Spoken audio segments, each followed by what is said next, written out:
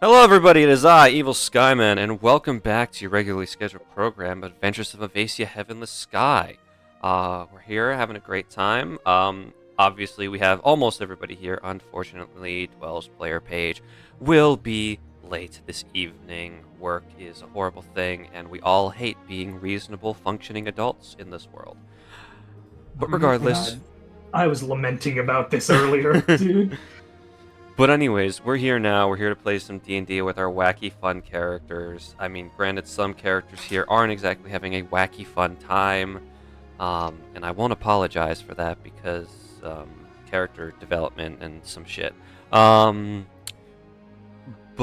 yeah, we're here now, and luckily for the other 5 of you that were here last week, it is Owen's turn to give the session recap. Unless somebody else would like that heroic inspiration, or that D8 of inspiration, just in case, because there might be combat tonight. You never know. You might need it. Hey Zach, I'm throwing quartz. I mean, I'm not rock paper scissoring against you. That's fine. I mean, you want to use my strategy? You're hurting everybody else, not me. All right, I'll take it as nobody wants to contest Owen. Owen, please take it away.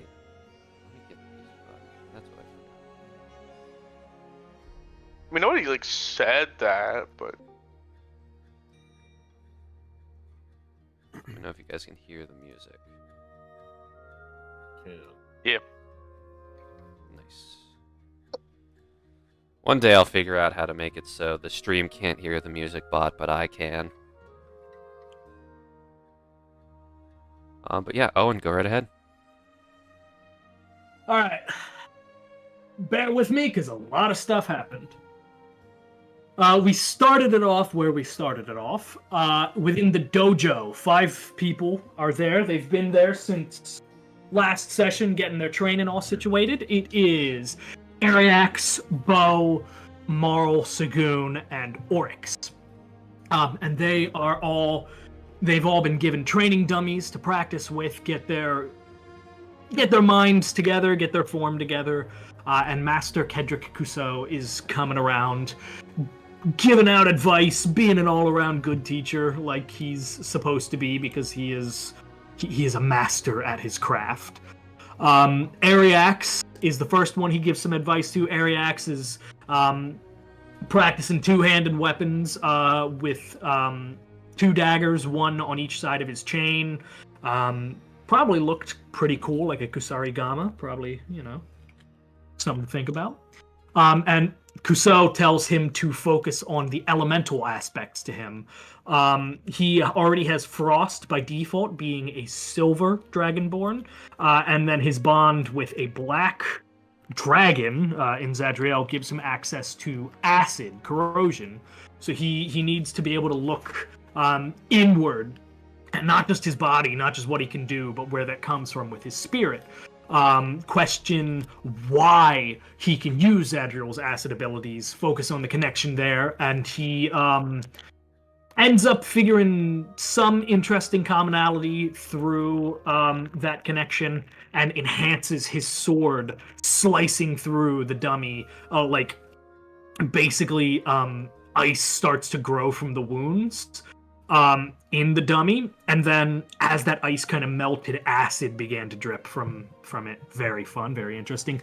Beau, he's working with the bayonet that is on Hanabi, as well as just trying to get a feel for some of the new stuff that Hanabi has given him in its more awakened state, rather than it being a gun, And Kedrick tells him he doesn't have a similar problem to the other people that came from Hogsfeed Academy, the police academy, to where they are very stagnant, very set in their ways. The order and strategy that they learn make them not adaptable, really. Beau does show off levels of creativity and adaptability, so Kuso wants him to start focusing that a bit more and start understanding some mystic forces, or as he puts them, extraplanar forces, in regards to helping deepen his connection to Hanabi. So Beau, his response to this, just start getting creative, start mixing in different attacks, start going through the motions, that kind of stuff. And as he's doing that, he feels Hanabi start to glow a bit, start to feel a bit more hot, like when it first awoke. And he can tell there's something moving around within it. There's a faint humming, whirring, clicking, that kind of stuff. Something's happening to Hanabi. Sagoon, my boy, he's using his pay-to-win staff like a baseball bat. He's whacking this training dummy, and in his ever so wonderful wisdom, Sagoon tries to gaslight Kuso into thinking he trains the hardest out of all of us. He is the masterclass fighter. Yeah, Kuso doesn't buy it. It's yeah. And he basically, his advice is, that's a great staff, does some great stuff for you, don't use it as a crutch. Alright? It's a tool to help you grow to greater heights. Don't rely on it all the time. Focus on your magic. Focus on your innate abilities with fire, the why and the how. So Sagoon sits down, meditates, thinks about all the times his friends have had his back, how he needs to get stronger from that, and he starts feeling a warmth envelop him. He goes to shoot a fire, a flame spell or whatever, and instead of it being the usual like red, orange that you would expect from flames, all his flames are now golden. Very interesting. Marl, he's just getting his anger out. All right, he's gone through a lot of stuff. He's just kind of savagely trying to take this dummy down with his anchor. Kuso is like, hey, you do know there's more to all this than just pure brute strength. And Marl's like, yeah, I know. I've been through a lot recently. I'm just trying to get my anger out. And Kuso, his general advice is go talk to someone else, generally. He tries to help, advise not to focus his anger towards things that he can't control. Focus that anger and rage to things he can control to help perhaps put his mind at ease, because if his mind is not settled, weapon aura is not going to work as well, if at all. He's not the best with bulwark, weapon aura, or anger, for that matter. So he recommends Marl go talk to Imepto, which he was already going to do anyways. So Marl just goes back to it, realizing he's not doing much with his anchor against this thing. He just he throws his anchor down, just starts throwing haymakers. And when that proves to not be really work, he tries to grapple it. Does not move whatsoever. He tries to tackle it. It just stays there. It doesn't even wobble back and forth like a Wobbuffet. It's there. So he just goes back to punching it to get his anger out. Oryx, the last person here, is training his basic combos, going through his katas and that kind of stuff without his wraps on. And Kuso says, you've got great skill, you know what you're doing, but your skills in fighting will not be enough. You need to temper your soul. You need to temper your abilities here. The spark that you ignite within your soul is burning very bright. But Kuso was concerned the ignition may have been premature. So, to help work for that tempering, to help Oryx get his mindset together, he's been fighting very reactionary. He's been fighting to the opponent's rhythm rather than setting his own. So, focus on finding a way to fight in a way only you can. Be adaptive. Do not react, but be proactive. So, Oryx starts working on being a bit more offensive, start going a bit more aggressive. His weapon aura style is called aggressor type, after all. So he starts throwing all sorts of real quick, fast, hard-hitting combos, not giving the dummy any time to breathe, as it were to speak. During all this training, Lorelai shows up and she asks Kuso, hey, you actually know what you're doing. You have trained a bunch of people to be warriors. Can you train me how to fight? And he says, yes, I will teach you how to be a warrior. One of the main things you need to worry about, though, is there's a certain mentality. Fear is necessary in any fight, but do not allow that fear to control you.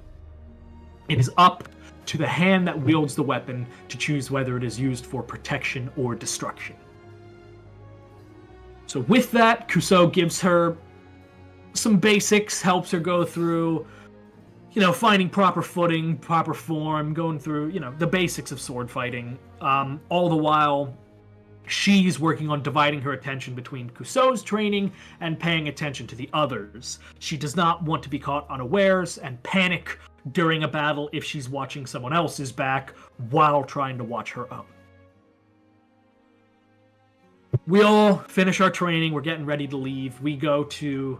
We give our bows. We, say goodbyes. And Sagoon bows. He wants to show he's the most respectful man in this room. So he bows as far as he can and pinches a nerve in his back.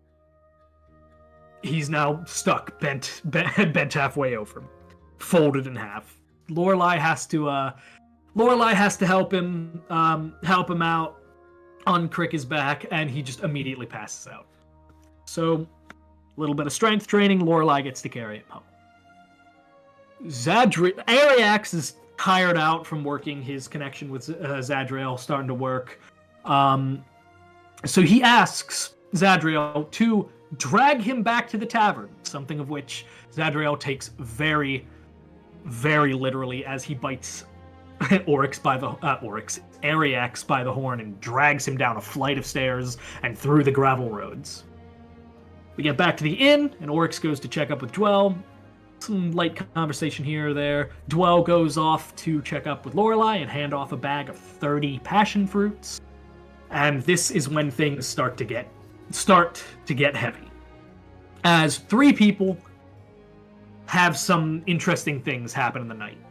Marl, he has another dream watching Hikatsu fall, but instead of the earth opening and destroying it, or the Draco Lich coming down and wiping it out like his other dreams, it is the depths of the sea drowning the city and drawing the town into the Croquere's domain.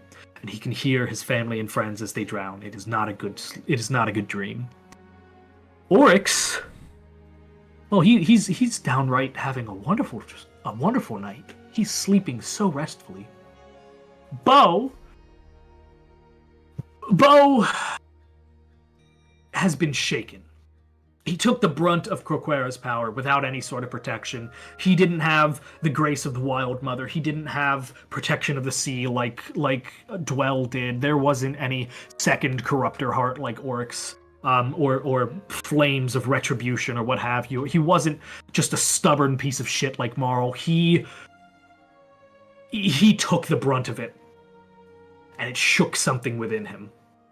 And as he falls asleep, Hanabi starts to glow, and he starts to get visions in his dreams. The first, he is in a forest, but it's not like any forest he's ever seen. Wrong colors. The creatures are weird. The wrong size, the wrong shape. There's no pollution whatsoever. And he notices someone hanging by a noose from a tree, an ash tree. It's Lorelai, with a sign hanging around her neck, convicted of treason by the Eladrin Council. Before he can get any more details out of this, his vision shifts, and he's standing at the front of a large cave. He hears screams of terror coming from within the cave, and he passes puddles of melted corruptors, as if what happens when we kill them. He sees brutalized corpses, and finding his way to the furthest part of the cave, he finds Oryx. But it's not Oryx. Oryx has given in to the corruption. He is now a corruptor himself. When he asks, "Hey, you in there?" it brings Oryx back for a split second before the corruption once again overtakes Oryx, and he lunges at Beau. Before Oryx can make contact, his vision shifts once more. This is the final dream he has. He's standing in the spectator section of the Colosseum back in Drawmore and sees Dwell fighting a man wearing a black and white robe with the Mages Union smacked upon his back, the symbol for the Mages Union. The opponent gets a lucky shot off on Dwell, and she drops down, obviously struggling, but by God, she's stubborn enough to keep fighting. But something in her snaps. Energy starts to swirl around her and the entire Colosseum. It gathers into her palms, and then with a cruel smile on her face and frenzy in her eyes, she raises that energy and her arm to the sky, blasting off a beam of red and blue light that vaporizes her opponent and plenty of people in the crowd, including the person sitting next to Beau. With that, he wakes up. Marl wakes up to find Croquera has done more than just tag him, so to speak. His harpoon, the one he's been carrying as a memento from his father, the one he got upgraded after all that happened over in, it wasn't Lolis, was it? It was Lolis. Yeah, it was Lolis, yeah. It is now changed. It looks more akin to the trident that Croquera was wearing, was wielding. She has left him a weapon, not a tool used for protection or for fishing. No, it is a weapon made to kill. He now has the icon of Croquera. Oh boy. White knuckle gripping it, he heads off to go seek a Mepto. Oryx, oh, he had a great dream. He had a great night, slept great. Why did he wake up on the edge of the woods? Where is he? Why are trees surrounding him constantly destroyed? His hands are bleeding, his knuckles are bleeding. The corruptor heart in his chest is beating, pounding real fast. Something happened. He doesn't know what happened. Whatever happened last night, whatever made him do whatever he did, pushed his body to its absolute limit. All while Oryx had no idea what was happening. Beau wakes up from his visions in a cold sweat. Hanabi's in his hands, primed for attack, and there's now a gauge, a speedometer, something on the side of Hanabi's handle. We don't know. Everyone else wakes up. They're doing much better than these three. They're chilling. They're doing their stuff. Lorelai goes outside. She lays down to photosynthesize. She is part plant. Sagoon rushes over to Forgrim's Fish to leave a bag of gold, hopefully to pay for the replacement door after he dusted the old one. Dwell makes some peach tea, and Ariax is able to talk her into making some for him as well. They're having a great time. Marl, he's made his way over to speak with Amepto, and Amepto opens up by apologizing and saying he was wrong. They have a bit of a back and forth here or there, and Marl now has some goals. He needs to find out more about the constellations. He needs to figure out about what's going on with him and Croquera, with whoever this constellation Croquera had mentioned before. It was Jadius. He needs to figure out what to do with his wife. So he's got a few leads now.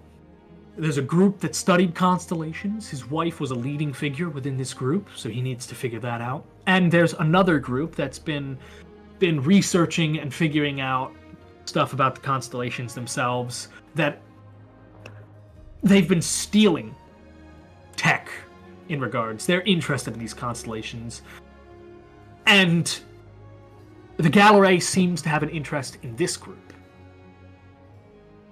So that's something to look out to, considering we know they seem to be willing to work with other subsidiary groups or other teams, such as the Gallery is the other group that's stealing research. It's not a group that the Gallery is. Oh, okay. From.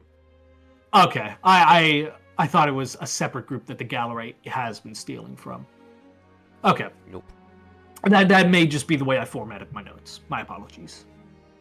Either way, Morrow needs to seek out whatever this group that his wife belonged to that were studying constellations. And of course, as always, he's gunning for the Gallery. Then Emepto gives him some advice on Weapon Aura, about the Bulwark class of Weapon Aura versus Oryx Aggressor. There's definitely some complexities to it. There's some visualization involved to it, but the main crux of it is the user of Weapon Aura requires their heart to be in it. Always have their heart to be into it. Otherwise, the Weapon Aura will not respond to them. So Emepto says, think about what you want to do with the power all you want. But if you don't have the heart, nothing will go the way you want it to. And finally, Emepto asks Marl, challenges him, when Kraquera returns, when the constellation of the Depth returns, will you lay down and give up? Hope for someone strong enough to take you out? And Marl's response is a resounding, fuck no. He gives his promise as the clan chief of the Leviathan clan to Emepto's chagrin. He doesn't like the clan talk, but I put effort into writing this. I'm not letting it go, no matter what Emepto says. But he gives his word. He will keep fighting. Everybody then regroups. This is right near the end. Everybody regroups. Marl comes back. Marl comes back from his conversation. Oryx finds his way back out from wherever he was in the woods. Lorelai has been photosynthesizing. Sagoon had ended up joining her, just to soak up the rays. He enjoys the heat. He doesn't really need to photosynthesize, but he's there, you know. He's enjoying it. And Beau explains the dreams. Every gory detail. And the two people who react really viscerally to this, Oryx is adamant the vision will never be a thing. It can't be a thing. He doesn't want to entertain the idea of it ever being a thing. In his words, I'm fine. Lorelai, she's stunned by the detail. Beau has no reason to know about the Eladrin Council. Beau has no reason to know of what he has seen of the Feywild. And because of that, she's stunned. She knows this is a vision. This is not just a dream he had. This is something. It means something. And she kind of starts to panic. She has a panic attack and has to step out to calm herself down. And we ended it off with her going for a nice walk through town to calm herself, while everybody else tries to gather themselves. And that's where we are. Fantastic. Go ahead and take your D8 of inspiration.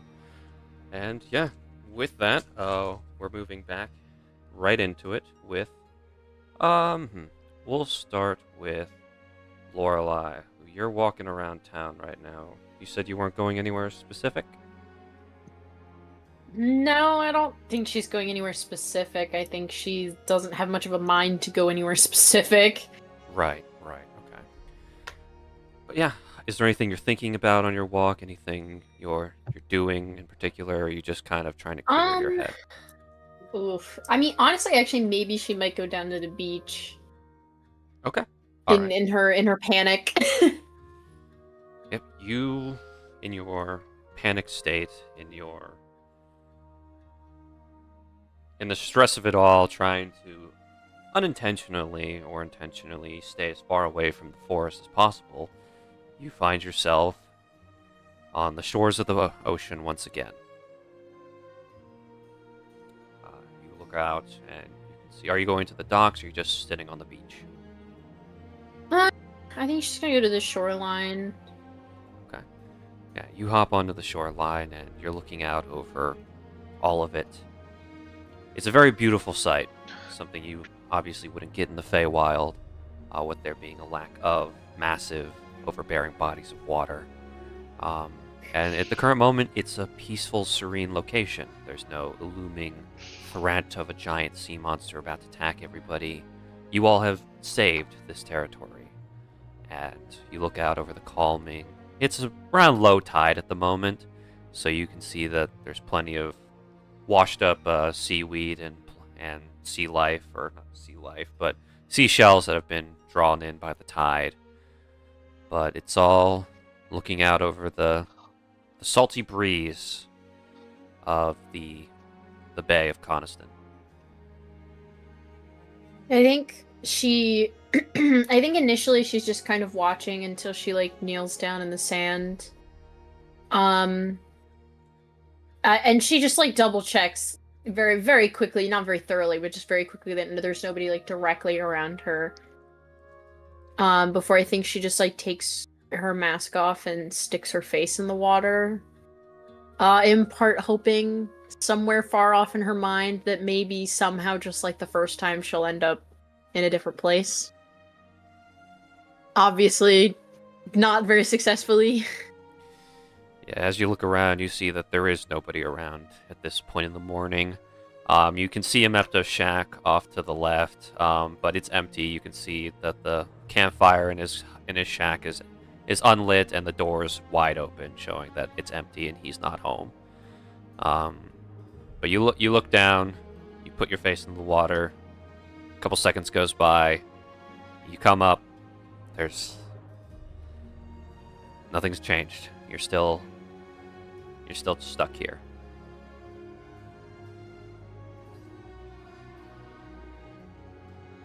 She blinks a couple times. The salt water burns. Yeah. She just wipes at her face a bit. I think she'll probably put her mask back on. After probably looking at it for a bit, she'll put it back on.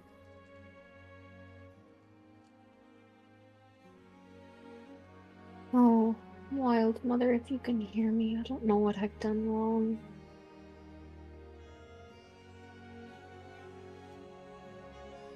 I think that's it. I think she'll just hang out by the water. Okay. Around what time would you start heading back? Because you guys did agree to meet the mayor today. Oh, we did. Did we? Oh, oh boy. I don't know how much she's thinking about it. Did we have like a particular time that we agreed to do that? So you guys were gonna meet him in like an hour or two. I think she might start wandering back in that direction after she realizes, but I don't know how. I don't know if she's necessarily focused on being punctual. Okay. Alright. So we'll move back to the rest of you as what Beau has said and what he has foreseen weighs heavy in the air. For some more than others, but at the moment you kind of watched Lorelai wander off after the realization of what Beau's vision is for her fate. And she didn't mention where she was going or what time she would be back, but you did notice she was heading off into town. Now, listen. I know that this is the most fun information. I'm sorry to any of you if I offended you, or if this is a lot to take in. But I know, as a team, I wouldn't want any of you to sugarcoat or withhold any information from me. And I'm going to do the same for you guys.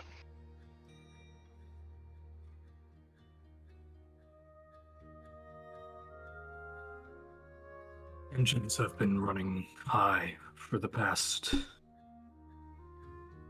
48 hours? We've only been here 2 days? For now, I take time, gather your thoughts, I guess. I'm probably the last person who needs to be telling you guys that, but we'll meet up with the mayor to go over the other job we got here soon.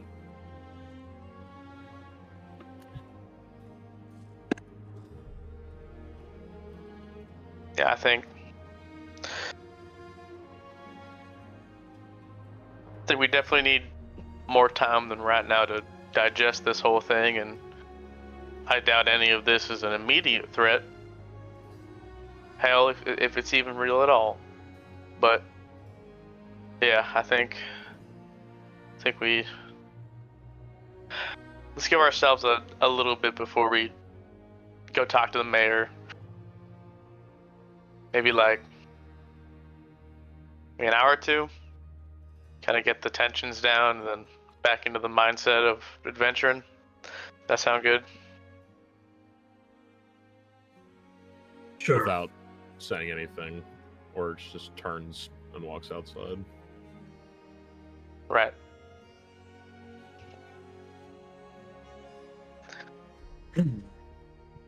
Where are you going, Oryx? Nowhere. Just outside. Like if there's like a front area, I'm just gonna go sit down. Okay, yeah, there's like a small bench on the porch of the building, so you're able to find just a decently comfortable spot to just sit there.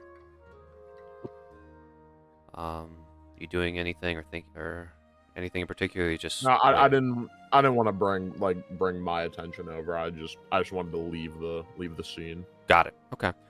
Marl, are you going anywhere? You just chilling out here for the time being? It may not be the best time to attempt this, but can I speak to you, Beau? Oh, yeah, I guess I'm not doing anything. Come on, let's let the others do their own thing, I guess. I don't know. Lead the way. I'll pull him probably just to like one of our rooms. Okay.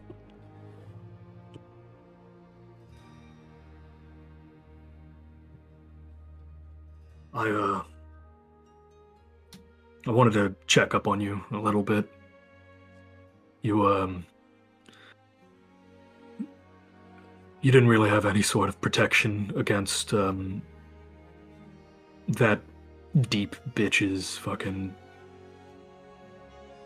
whatever she did. I felt what you were feeling, probably just from what we saw after she physically hit me and struck me with her trident, but you were going through that the entire time, so I just wanted to make sure you're doing fine. Well, I appreciate it, man. You know, I think right now the biggest thing is kind of just what I kind of woke up to. But to be honest, I'm okay. I'm good. I think honestly the whole thing with that woman was, I think, just more draining in the moment than anything. Didn't really affect me psychologically, luckily. But thanks for checking in. I think right now I'm just more so digesting what all that was, you know.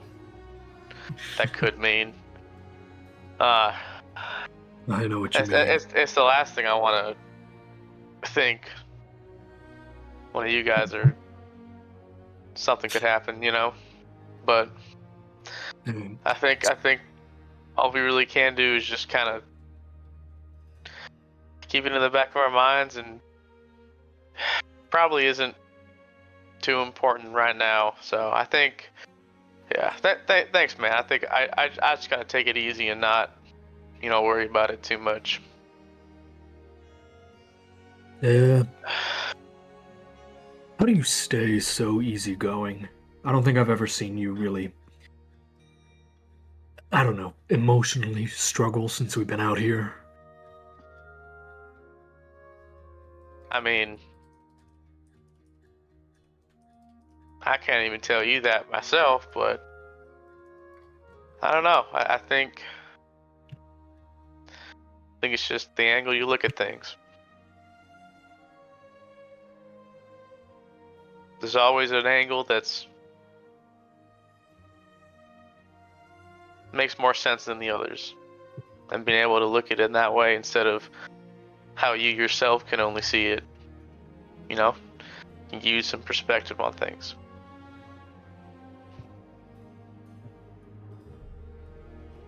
Perspective, huh?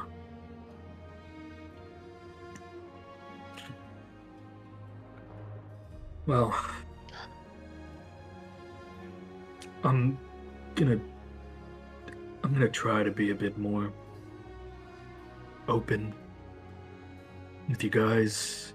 I realize I've not been the most open. I was trying to find a better word for that, but I don't have. Thank you for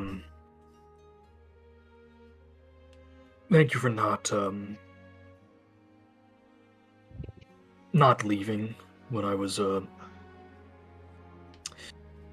being an ass like I was yesterday. I want to hopefully talk with everyone once things calm down a bit.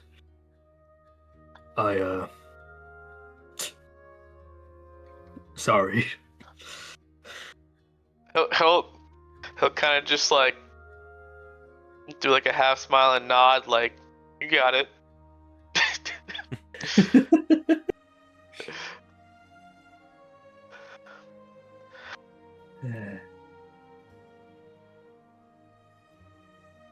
Yeah.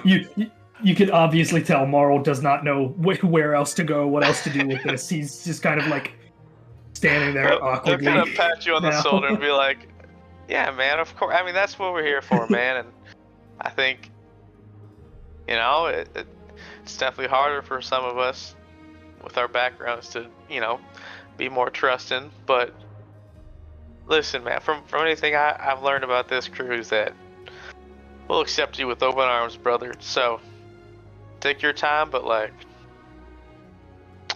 you're safe with us.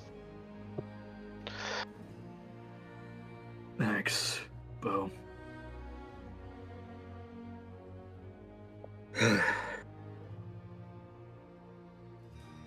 want to get something to eat? I kind of just immediately left as soon as I woke up to go speak to Amepto, and I'm very hungry now. Yeah, I could eat. You want to see if anyone else wants to join? Yeah, sure. Current moment, there is still breakfast. There's still a quote-unquote breakfast buffet out in the dining area. Oh, that's right. I already ate, but there's breakfast here. But yeah, as you two are heading downstairs, Ariex, you're still in that area. Is there anywhere you were going or anything you were doing? I think for Ariex, it's like so all that news happens, everyone leaves. So Eric's just by himself, like with the rest of the food. he's like just looking at everything like, well, fuck it, I'm still hungry. I'm gonna finish eating at least. Zadriel has already made himself a plate and is sitting at the table, just wolfing it down, not using utensils or anything. He's just grabbing it with full claw and just shoving it in his mouth. That's so fair, man. Just finishes eating. Just and he starts like kind of cleaning up like what he's finished, so it's like at least a nice pile. Looks at Zadriel's mess, just like, you're gonna clean that up, you know that? Just no, you're cleaning it. He looks at you like his like hand is almost all the way in his mouth with like a fistful of scrambled eggs. He just kind of looks at the mess of the table, looks at you, and you can tell he's thinking about just going away and just poofing. Booking it. I wouldn't do that if I were you, because I can just bring you right back, man. He grumbles, finishes eating, and then he starts half-ass cleaning up, like slowly stacking one plate on top of the other, like the most bored game of inverse Jenga ever. Listen, if you want to go slow, that's fine. It just means you're staying here longer. He just kind of like he does the thing that little kids do, where they just kind of like mock, like me.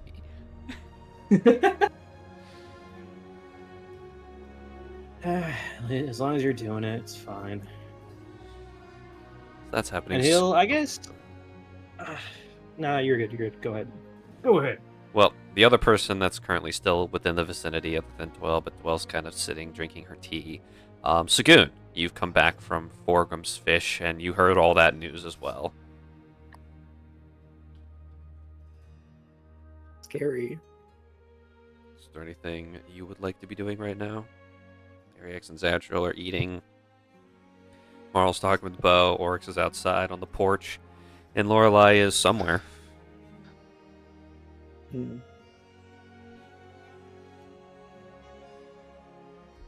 gonna go to the Church of Zevestus. Going to church. All right. Okay.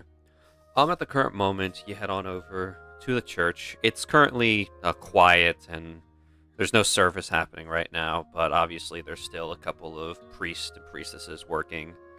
Just kind of silent. Some of them are kind of like silently sweeping and dusting the pews and all that. So, anything in particular you're doing there, or anything you're looking to do there? Zach, is there like a in-world equivalent of like a Hail Mary?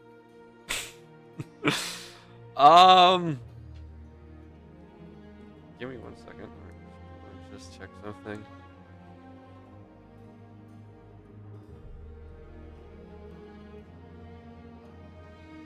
I know what he's about to request is going to be so heinous. I mean, kind of. There's multiple, like, hard to explain. I mean, there are several like very short and quick prayers that like lead up to bigger things. But there's no like exact one-to-one for a Hail Mary. Dang it. I think Sagoon is just gonna. Are there like pews at the Church of Zevestus? Yes. It's they're current. Okay. There's some of them have already been dusted and cleaned, so you're able to sit down comfortably without disturbing anybody. Sagoon is just gonna pray a lot until we have to go meet the mayor. Huh. What are you praying for, might I ask? Can please no meeting, please no, please. I didn't break the door, please no, please. Right. You know what? That's fair, man. When the legal system's against you, turn to religion, I guess. But yeah, okay. All right. So until you guys have to go. All right. Marl, and Beau, you come back down. You see Aryax and Zadriel there. Zadriel is currently, he's like kind of like scooping his mess onto like his other claw, and he's just doing it slowly and deliberately, just glaring at Aryax the entire time. I don't say anything. I come over, I pile my plate full with breakfast, sit down right across from like Aryax and just start eating. Fantastic food. At some point in time, you did pick up like an orange for like that vitamin C, and it felt like an orange when you picked it up. And you go to peel it, and as soon as you peel it, you realize that this is somehow somebody casted mending on an orange peel, and inside is just cake. I do not question it. I eat the cake. It's orange cream cake, but yeah. Beau, is there anything you're doing? Or are you just kind of chilling with the others, waiting as everybody kind of collects themselves and comes back? Yeah, he'll just stay in the common area. Okay. All right. Eventually, Lorelai, you do arrive back at the inn. Sagoon, eventually, you kind of you finish your prayer, your prayers, and return to the tavern. Everybody's there, and Oryx, you've kind of just been chilling. Well, not chilling, but waiting for everybody. And an hour and a half passes, and you guys are all back together, and it's time to go It's time to go see the mayor. He said he would meet you guys on the north entrance to town.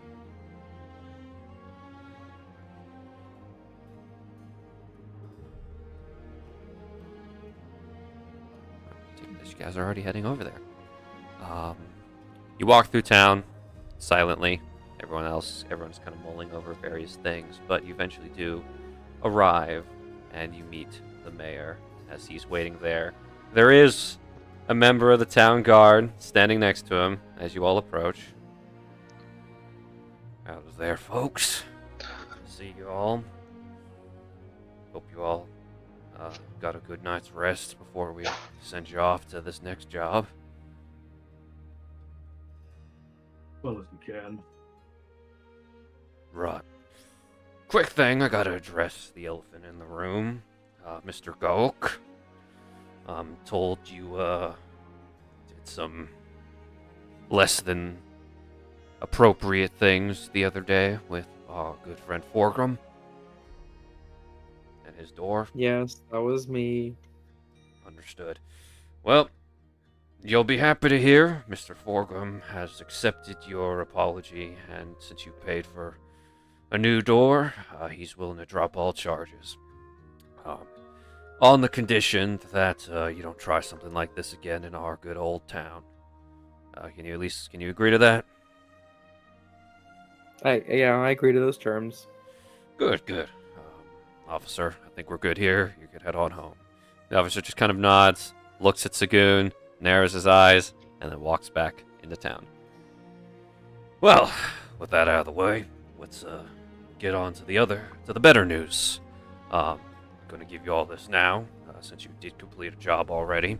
And he'll hand whoever's closest to him the 350 gold reward and a small booklet with a kind of like a stitched on little cloth fish symbol. Here's the payment, and this is a enchanted ledger.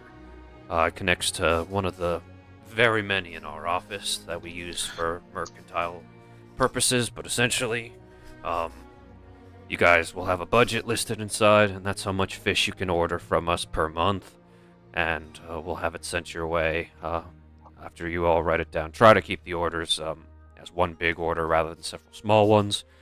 But yeah, you have about 100 gold per month fish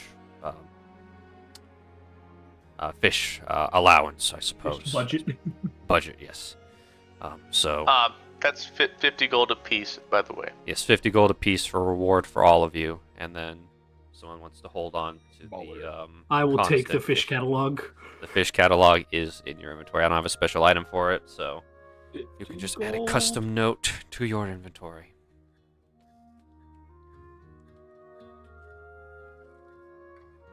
Alright, so again, thank you all for your work and getting rid of that big old sea monster.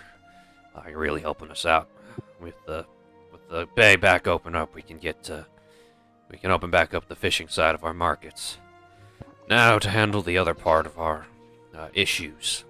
I did get a notice yesterday, or last night, pretty briefly.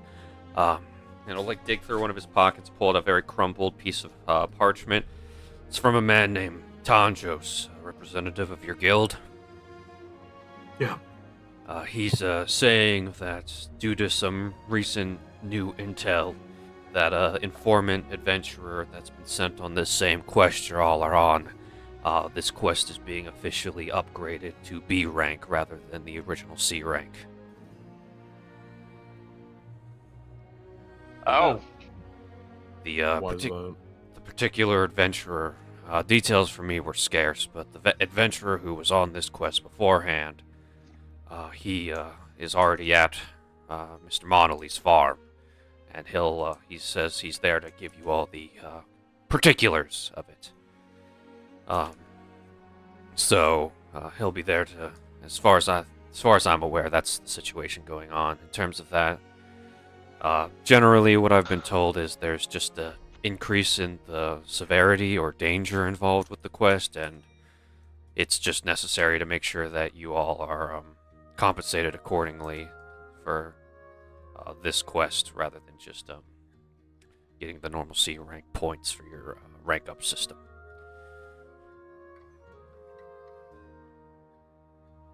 Well, thanks for the info. It's good to know. Understood. Be careful out there. It's with the increased danger. I'm hoping nothing too bad's happened, but it's very rare that any quest I've at least put up has been increased in rank like this. Well, it's definitely something to put into consideration. Will be fun. Alright.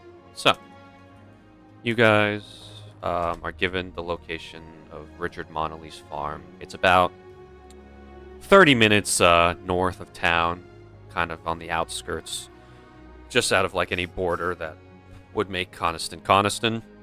So, is there anything anyone would like to do or talk about on the walk there? You guys kind of leave Dwell's car there because it's just a waste of gas to ride it there, especially through the off-road terrain that you'll have to take part on.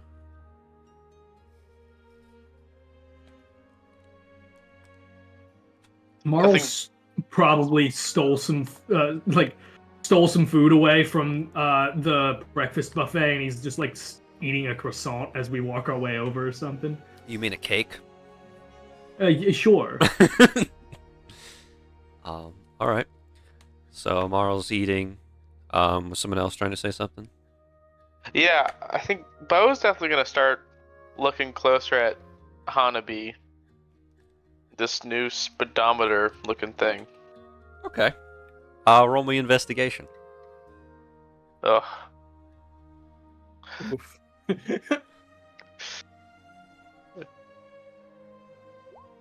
11. 11. There's definitely, it feels a little heavier, you're not gonna lie. It's not like enough weight to where you're gonna start like having to readjust yourself to shoot properly, but there's definitely something. It's not just the speedometer that's been added, there's something more, but you can't exactly figure out where that extra weight's coming from. He knows Hanabi very well at this point, obviously, since he's had him since his dad gave it to him since he was like 10. Right. He's going to put the gun on his left hand with his hand like basically held like vertically, kind of like flat, Okay. where he remembers the point of the center of gravity to be, and to see if it's still the same. Ah.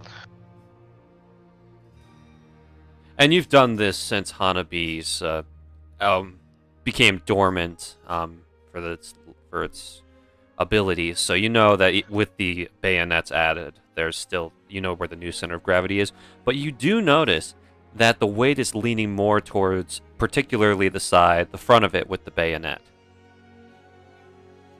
Oh. Can I like closer towards there? More so like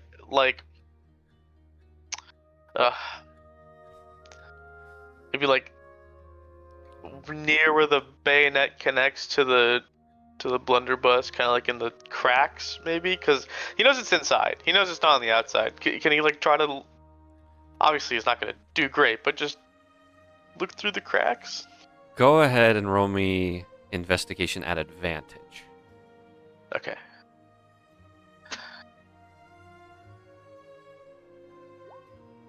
One more time.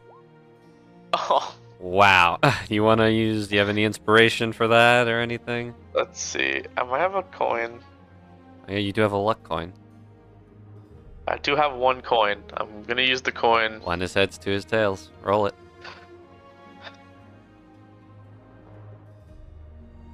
Or call it, I suppose. I always call it wrong. Heads. Tails! Ugh. There's something different about, like, the part... You're right on the money that something is different about the part where the bayonet attaches to the barrel of the gun, but you're just not seeing what's really different. Like, it's hard to like really pinpoint the exact detail.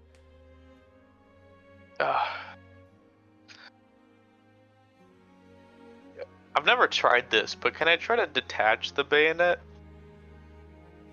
Yes, you can. So, and you know what? Stumbling into the answer is always an option in D&D. Yeah. So you immediately grab onto the handle, or like, because the bayonet of Hanabi is more like a short sword rather than just a knife. So when you grab onto like the handle of the short sword and try and like detach it, instead of like the whole blade coming off, just the handle comes off, and you pull out. It looks like a ripcord, and like you extend out, and you can see like it's a pretty decently long like yank cord for like an engine or a motor. No. I mean, Beau saying that is no, because he grew up with like, I would imagine like dirt bikes around like Hog's Feet, right? I mean, he lives like in the middle of nowhere, right? Yeah. Is there something? Everyone who turns back to acknowledge Beau's words immediately sees that out of Hanabi is a cord attached to a little handle at the edge of the bayonet. Oh. I mean, if you do it, I would highly suggest not to point it Rip. at anybody. Oh, you're yanking the ripcord? Yep. I mean, his face is like mouth open, like surprised, like no way, and then just Alright. rips it. 1 second. Oh yeah. Well, after X says that, he like faces like to the left, so he's not facing at anyone, and then he does it. A Gun wise. This is a good safety, my point. friend. It is Gun It's a safety, good point. everybody. Yeah. Where the hell is this image I made? I have to find it. Give me a second.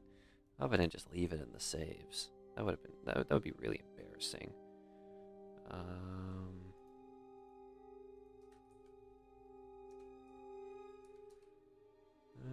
Where the fuck did I put it?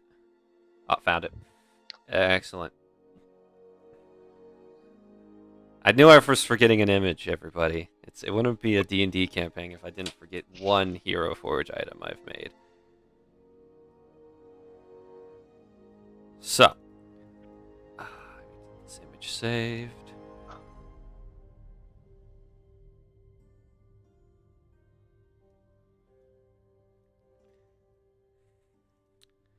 So you pointed away from everybody, and you rip the cord as hard as you can.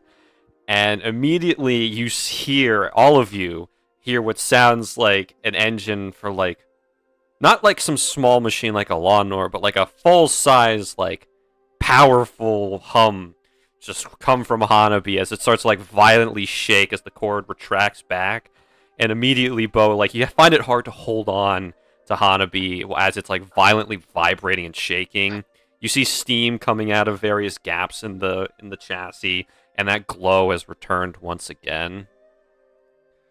As Hanabi flings out of your hands into the air and just glows, and you see once again that expanding metal start to pop out from it as you see it grow like so large in size to the point where it's not even can be considered a normal gun anymore.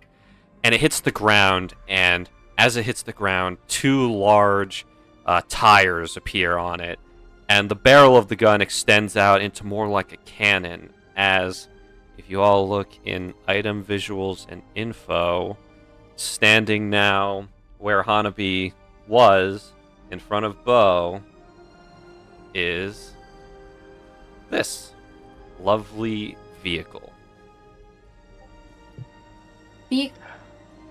Oh my god. What the fuck? Beau, I'm going to be sharing with you something on the Roll20. It is under the player section, player vehicles. This is one of the alternate forms of your new weapon, I should say, the Radiant Vector. Oh the stats for your vehicle are now posted to you in the Roll20. But yeah, Wow. I mean, That's fucking sick. jaw just on the ground, speechless. Kind of just like slowly turns to you guys, still just jaw on the ground. Yeah, I don't think we're gonna be able to keep up with you if you ride that.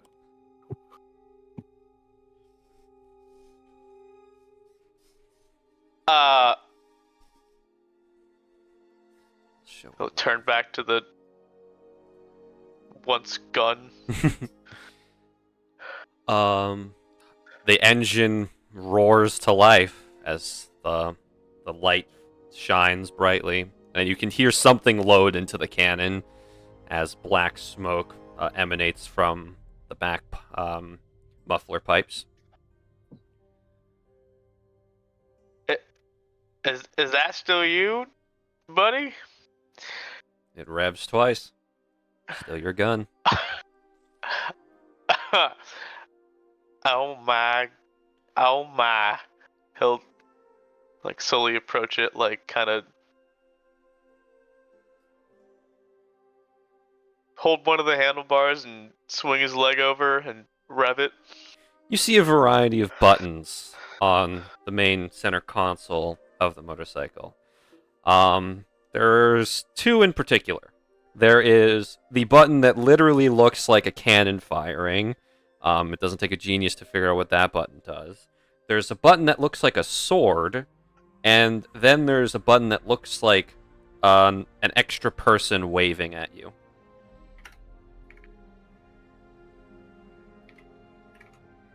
Well, I don't want to hold you guys up or anything, but I want to try all the buttons on here. Anybody want to go on the first ride? No. Yes. As you offer the first ride, the button with the extra person starts flashing. Well, first button, press it. As you do, once again, there's the glow and that expanding metal, and a sidecar appears. Oh, it does not get any better than this. All right, let's do it.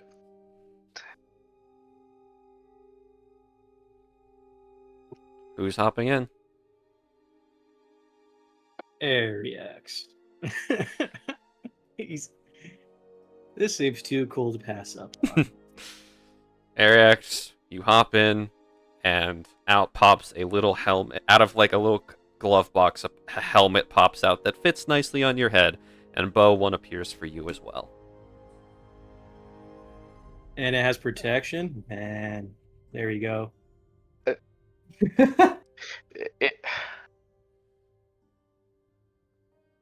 Right.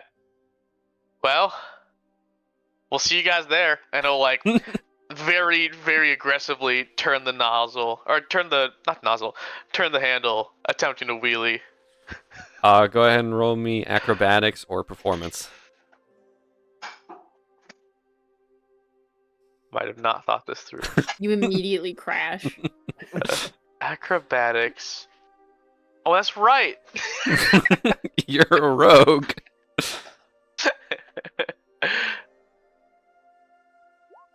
23. There 23. you go. Immediately, Oryx, you gotta like hold on tight to like the sides of the car as Beau just revs the engine and with a wheelie just takes off down the road.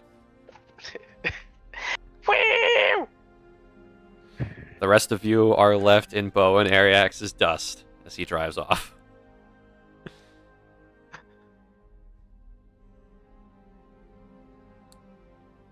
But yeah. I'm not running. I was about to say, sorry, Zach. Maybe if this was like any other day, there would be more reactions. But... No, you're good. You're good. You're good. I understand. But at the current moment, yeah, James, just make sure you look over the stat I got block a lot there to read. see, yeah, Yep. of what you can do. let's see here. I'm also gonna send you a little text thing here for you as well. Yeah. Okay. Actually, no. Everything you need to know is on this document, and then so the rest of you are kind of just continue on walking, as Beau's gonna make it there in 5 minutes instead of 30. Well, I'll tell you right now. Whenever he gets there with Oryx, he's gonna turn around, come back to them, offer someone else a ride. Okay, you drop And, off. like- Yeah. You drop Yeah. off Ariax, and immediately you just spin, turn back around, and you drive back up. And does anyone else want to take a ride in Beau's new I'll wheels? be back. Yep. Yeah, I'm just making sure. Whenever I get there, I'm gonna do the Akira slide. A cloud of dust kicks up as Beau returns to all of you.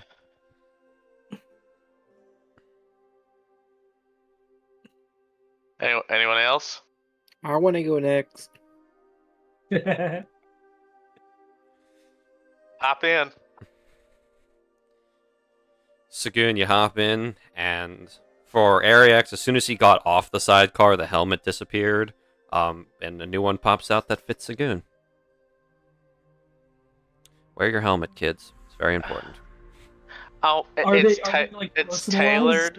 It's It's essentially, tailored. yeah, because It's like, a are they regular like human cornrows? helmet isn't going to fit a Dragonborn, and a helmet that fits a Dragonborn isn't going to fit Sagoon. So, basically, every time somebody I'm- sits in the sidecar, a helmet for them pops out.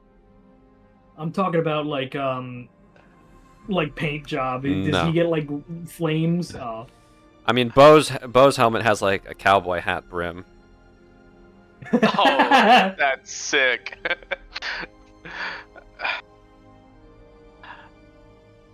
Yeah. You Well, take. but Go ahead. before I come back for another pickup, is there anyone else that's interested before I come back for no reason? I know, Lorelai and Oryx are a no. No, Oh, come on, Marl. no, It's just like a boat, except on no. two it's wheels and a You and a, weren't even the one and who a- almost died in our last car crash, and, okay? and a cannon and a sidecar. Yeah, it's just a boat. not. You guys are lucky I get in the death trap that is Dwell's car. Well, if Dwell's car is a death trap, this is a death machine. He'll speed off. And you fly down the road at top speed. This thing is fast, and it's going crazy. Are you testing out? I'm assuming you're not just gonna Yeah, fire the cannon button. I'm not doing the cannon one, but I'm definitely doing the sword one. As you Wait, push, let's do the cannon one. I want to explode. you push the sword we button, gotta do that when it's more. and out of like a side compartment, it just kind of opens up and slides out the handle of a short sword. As the bayonet is now just a weapon you can hold up and just swing at people while you're driving. Oh, it's like jousting. Don't drive with swords in your hand either, kids. It's very dangerous. You got the Breath of the Wild Master Psychic Zero. God damn it. Bro, it feels like it. Yes. You guys. Beau, you arrive at the entrance to the farm with Sagoon, and the three of you that are still walking, is there anything you guys are doing? Or are you just trucking along?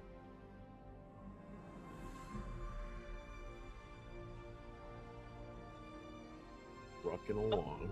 Trucking along. Seems like it. Alrighty. It's hard when you're normally an outspoken character. No. It's okay. It's okay. You guys. This almost makes up for what's going on. Almost. For Beau, maybe. Yeah. For Beau. But He got like paralyzed by an eldritch being.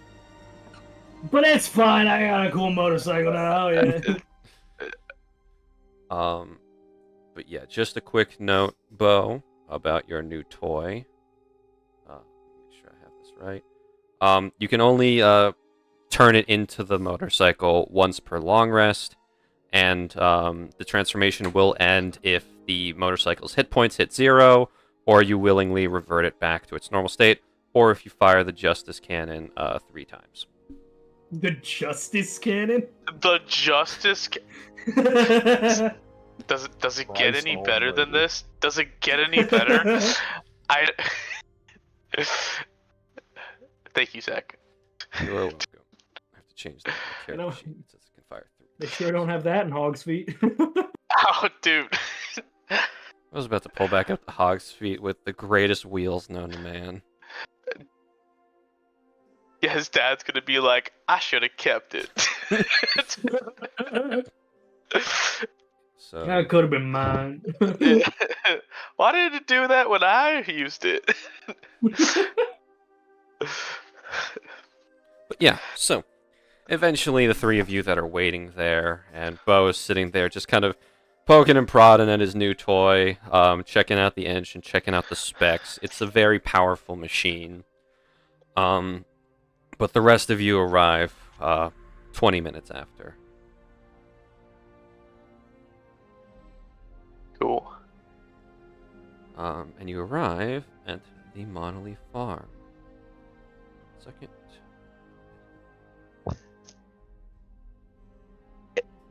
It's called the Radiant Vector. Oh my gosh. But yes, you guys arrive at the Monolith Farm. Oh, okay, you're saying something? No, no, I wasn't. Okay. Sorry. Go ahead and place yourselves at the entrance gate right here. Just change up the music, and then What's with the Harvest Moon cows? I wanted cute cow sprites for this. Don't judge me. I found cute cows. I looked up I'm not cute judging. cows. I'm the Harvest Moon player. That's what they look like, right? Like, Yeah, yes, they are adorable little friends. I I am like the I Harvest like Moon player. Armageddon down no, here. Yeah. I was about to say, let's Yeah. not jump to conclusions here. There is one that I'm a little skeptical Whoa, about. what the fuck? What are these names? Armageddon. You got- no, You got Betty, you got Mello, you got Plumbo, you got Tag yourself, Autumn, I'm you got Plumbo. Lemon Pip, and then you got Armageddon. What happened? Who named these? Zach? Richard, Farmer Monolith, of course. But, yes. What the? All right. Yeah, but Beau's gonna Green. get there. Beau's gonna get there and like take a deep breath and be like, "Oh yeah, it's the smell of manure."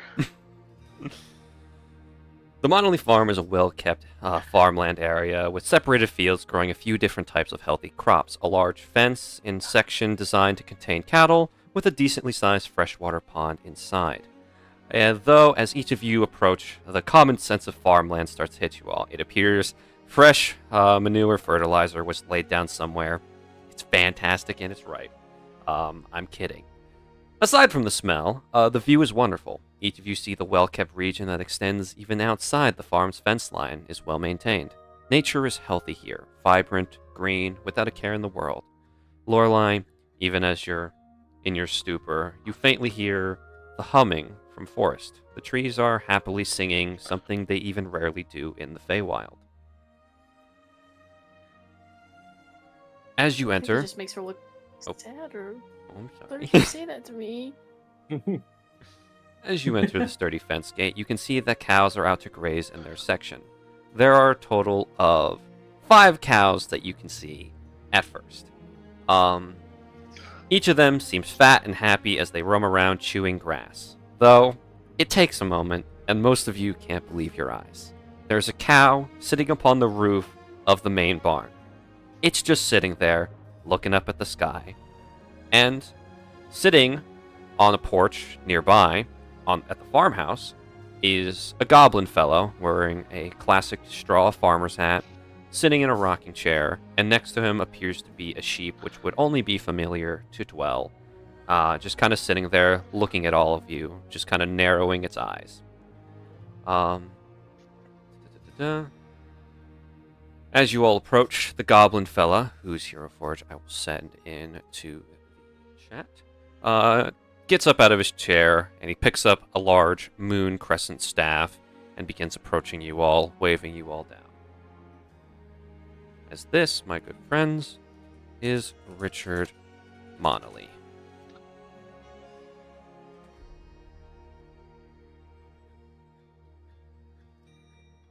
I can What a spell little Monolly fella. wrong. Monolly. What's Howdy that there, sick-ass gentlemen. staff? Howdy there, gentlemen and ladies. Pleasure to meet you all. My name's Richard Monolly. Come on in. Come on in. As he allows you all to enter through the fence gate without any issue. The sheep is Hey, trailing next to him like a loyal animal, just having a good time. Ah, that's a nice farm you have here, Mr. Monolly. Appreciate it. My family and I have worked here for generations. I'm the head of the Farmers Union here in Coniston, so I'm happy y'all accepted my request. Yeah, anything to help, good citizen society. I respect people who have, live off the land and whatnot. Take care of the land and it'll take care of you. Exactly. Anyways, I know you all probably just came from town, but I can offer any of you anything to drink. Some water, carrot juice, a fresh glass of milk. Some water if you don't mind. Sipo, take little the buddy, you fresh want to go glass get of our milk. guests some drinks? And Sipo will bow at Richard, and he'll run back over to the farmhouse. How smart is that sheep? You watch the sheep run up to the door, get up on his hind legs, pull down the doorknob, and walk inside. Pretty smart. Is that a sheep, sir? Indeed he is, as far as I can tell. I found him a couple years ago. As you can see, I mostly run cows on this farm. He's lived here and been a good old friend of mine for a while now, but I'm getting old and he's still a bundle of fluffy energy.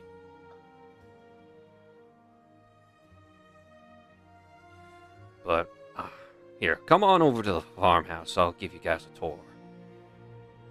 And he guides you all down this little path along the fields. Got a variety of vegetables here: pumpkins, carrots, corn, hay, wheat. I just accidentally flattened Richard. Oh no.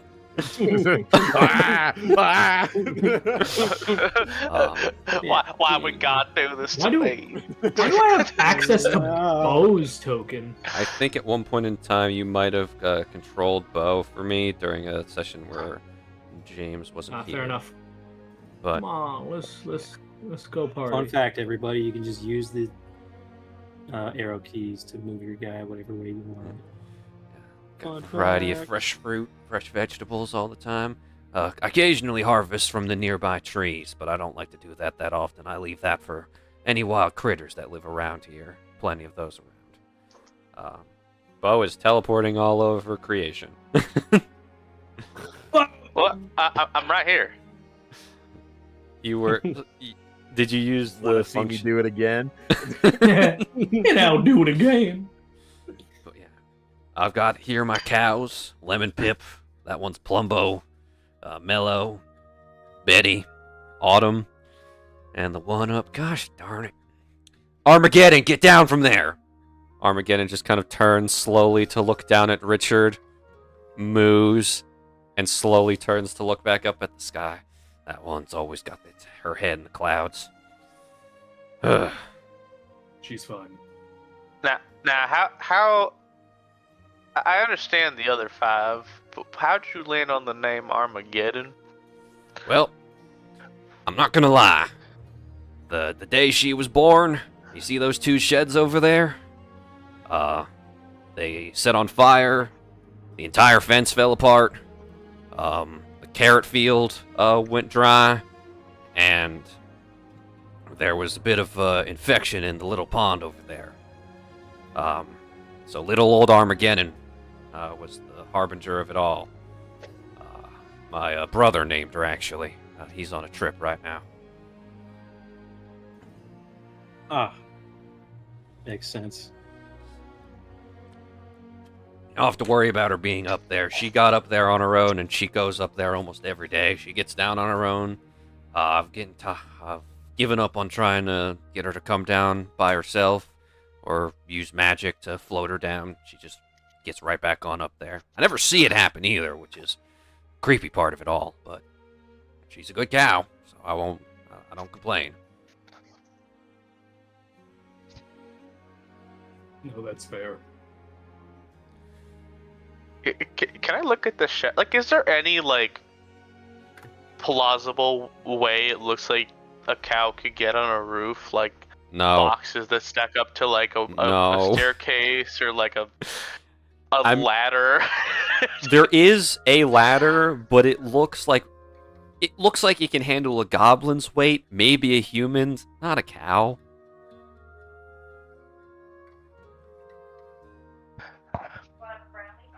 Oh.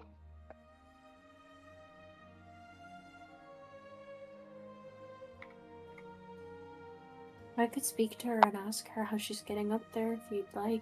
Oh, I've tried, young miss. A lifetime of dealing with nature, I've picked up a few druidic tricks, you can see. And he waves his little staff around and it glows green softly. I have little conversations with all the animals around here, including my cows. Make sure they're doing all right. Sipo's the only one I haven't actually been able to talk with. I can't tell if he's just refusing to talk to me or if he's just one of the quiet types. But Armageddon, in her words, a good magician never tells her secrets. The offer's there if you'd like it. I'll be up by all means. If you want to talk to the cows, say hello. I won't stop you.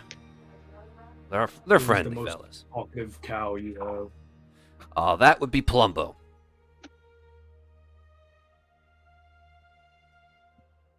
I'm wandering off to the fence. You can go in through the gate. You won't disturb them.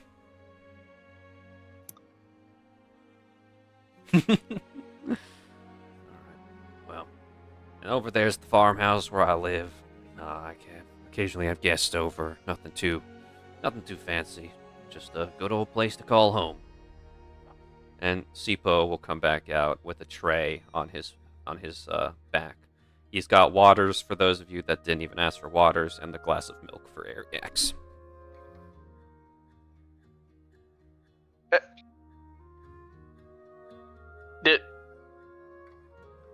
So you had, like, glasses already filled with milk and water that Sipo just had to grab and bring out, right? Clearly poured the drinks. Come on.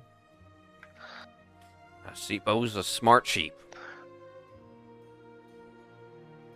It poured the drinks. Don't worry, he washed his hose first. Oh, I'm sure. Big gulp of milk by Harriet. Fantastic source of calcium right there. It's an ice cold glass of milk that goes down nicely. Cannot beat freshly made. Can't beat it. Indeed. Now then, I suppose y'all are the other adventurers that are coming out to help me with my little problem. Other? Yeah, we were told Tanjo sent out like a scout who was the one who ended up getting this job upgraded from a C to a B. Yeah, he should be around shortly.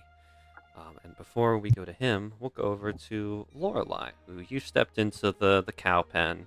All the cows kind of turn to look at you, and some of them just kind of start approaching you. They all seem very friendly, very happy to see a new friend.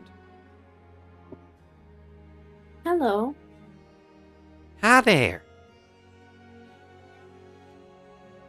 Oh my god. You're very sweet. Welcome to the farm. What's your name? My name's Lorelai. Hi, Lorelai.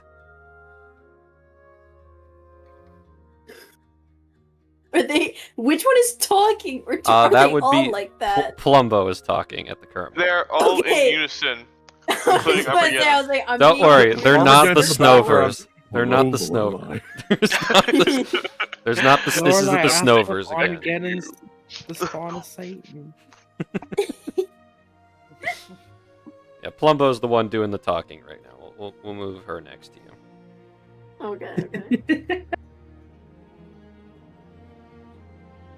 So what brings you here? Are you here to help find our missing friends? I am. Yeah. Yeah. It's a shame. Pomelo and Cookie, they're just gone. Haven't seen them in a while. How long? Couple days now. Nothing. I mean, from what we hear about the other farms, they're pretty bad off too. A lot of the cows and pigs going missing. We've been trying to stay inside most of the time, but Pomelo and Cookie wouldn't listen. They wanted some grass at night, and they wandered out. Then the invisible monster came for them. Invisible monster. Yeah, it's just 1 second you're standing there, and then the next second, whoosh, you're gone. Did one of you see it then?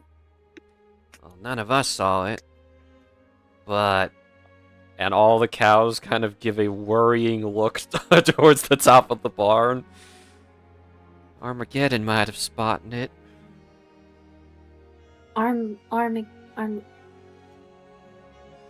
Right. Could I talk to Armageddon? I mean, we can't stop you, but we warn you. She's interesting. She doesn't like hanging out with us other cows. She just likes looking at the sky all day. Well, maybe I'll see what I can get out of her, and then I'll come back and visit, okay? Okay, be careful on the ladder. Don't trip, the third rung sometimes snaps. Oh, thank you. No problem. You have a good day, Miss Lorelai. You too. I'll give Plumbo a good pat, and then I'm gonna go. I'm gonna get on the roof. Why do they know how sturdy the ladder is? They've watched Richard go up it multiple times I their thought entire lives. they just use it routinely enough to... It's like, dang man, be really careful. My hoof does get stuck on that third one going up. Yep. It takes you a There's minute. a real problem. Twisted hooves are around here. Let me tell you. But yeah, you climb up onto the roof. Armageddon just kind of doesn't even regard you. She just kind of sits there, staring at the sky. Her tail kind of wagging slowly every time a fly comes up or something. You actually watch her tail like crack like a whip against a horsefly that tries to sting her, and that horsefly is dead. I'll like wander over and sit down, you know, kind of near her. Try to look up, see what she's looking at. She's just looking at the clouds.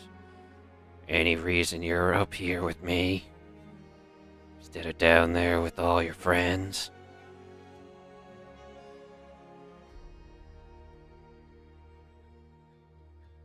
Well, I'd like to think that we could be friends.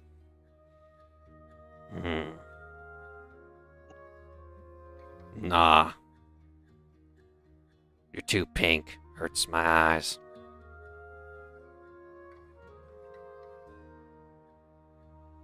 Shockingly, that's usually not visually the thing people have a problem with. What are you here for? Here to talk about the missing ones? We're here to help find them and bring them home.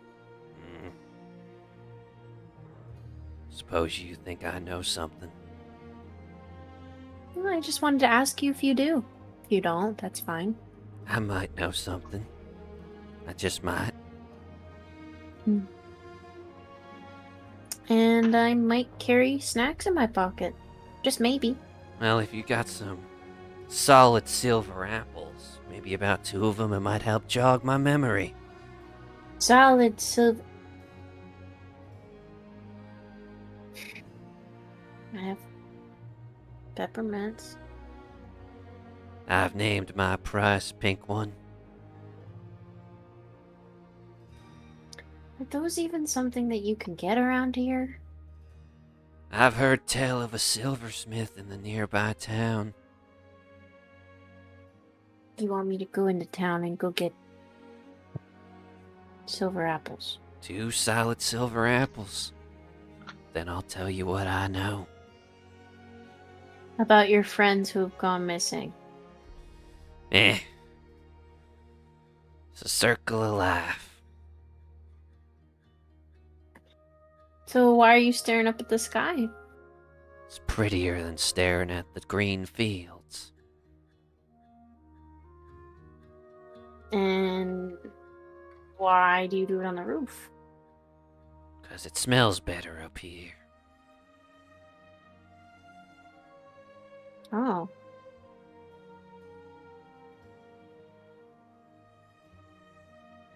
So, how do you get up here? I have my ways. You just jump really high. Maybe I'll teach you. If you got a solid gold apple. Those aren't a real thing. Then I guess you're out of luck. No, I'm not. You'll like me. One way or another. Old Richard said the same thing once. And he's not me. I've never met a creature of nature who doesn't like me yet. We'll see, Pink One. We'll see.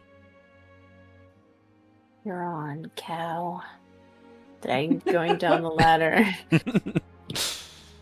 You come back down, and the other cows kind of look at you, and Plumbo speaks up.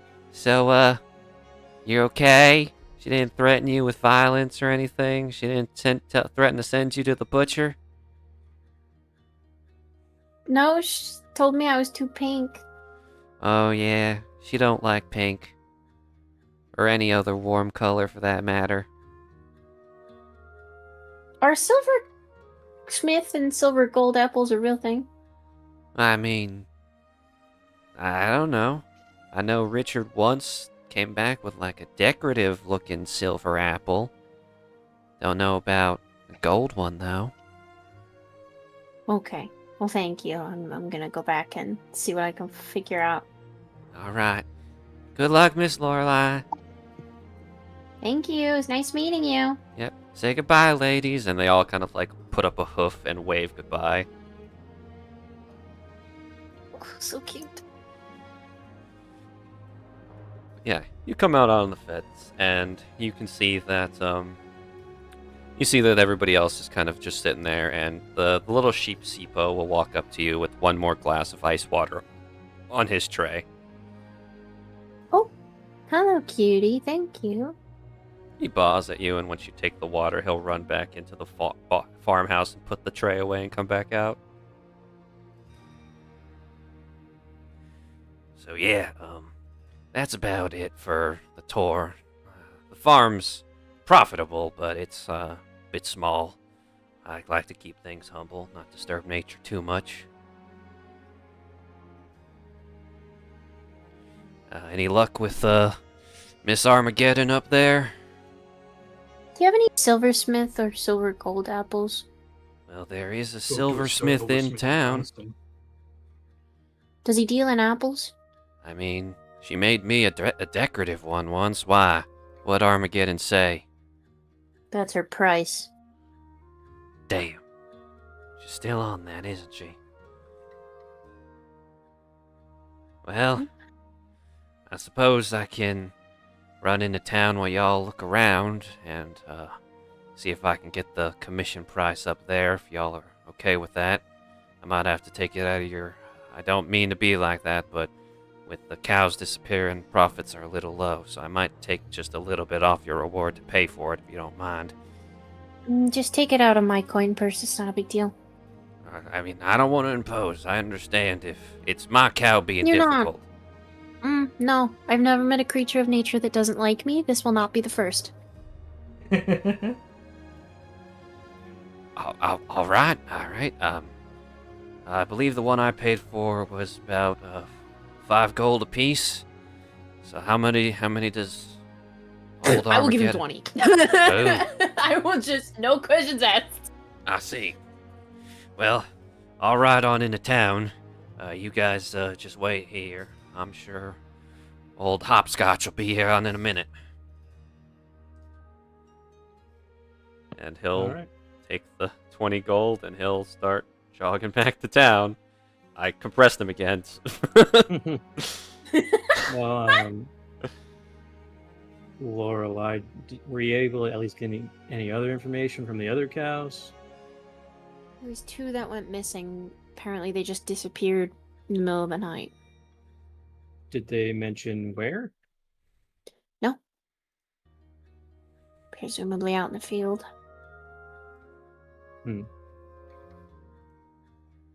So, Well, it's a starter at least. So they basically disappeared at nighttime when they're out trying to get extra food, right? Yeah. Well, at least we have like an operandi in a sense, like of how it's happening.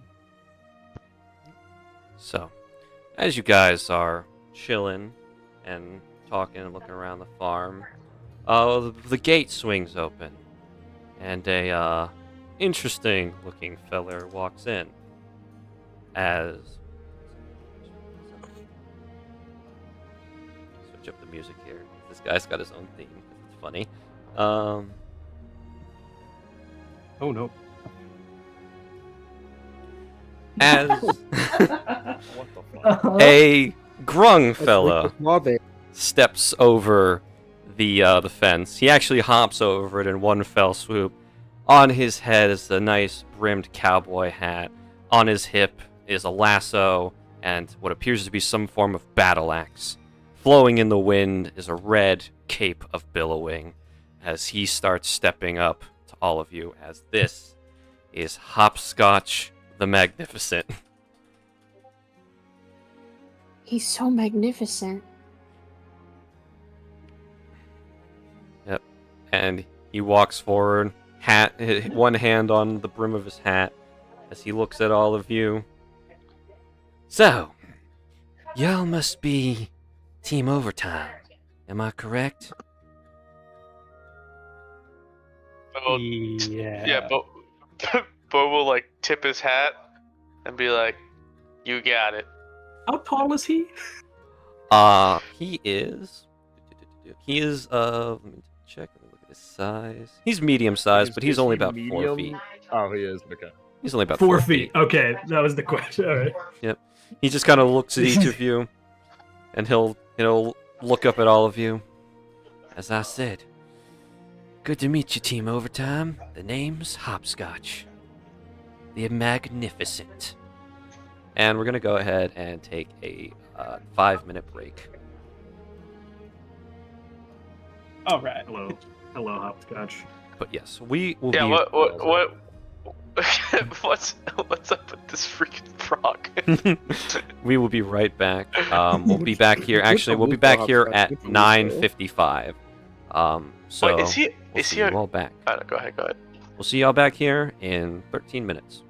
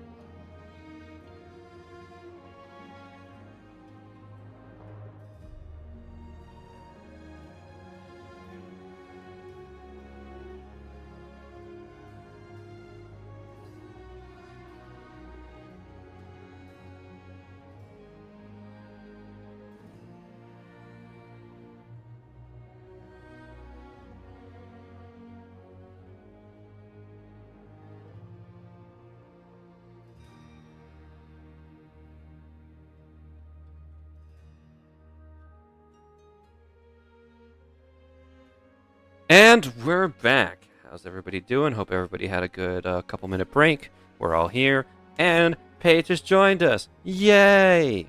Everybody's here for Hi. the happy, fun times. Indeed.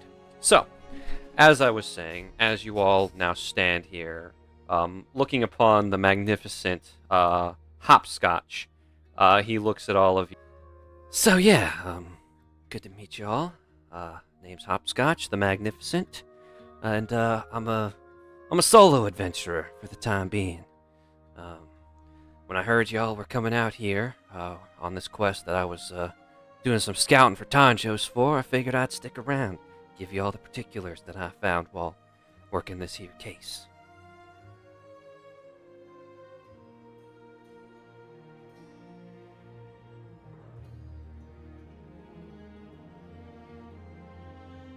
Tough crowd, I see.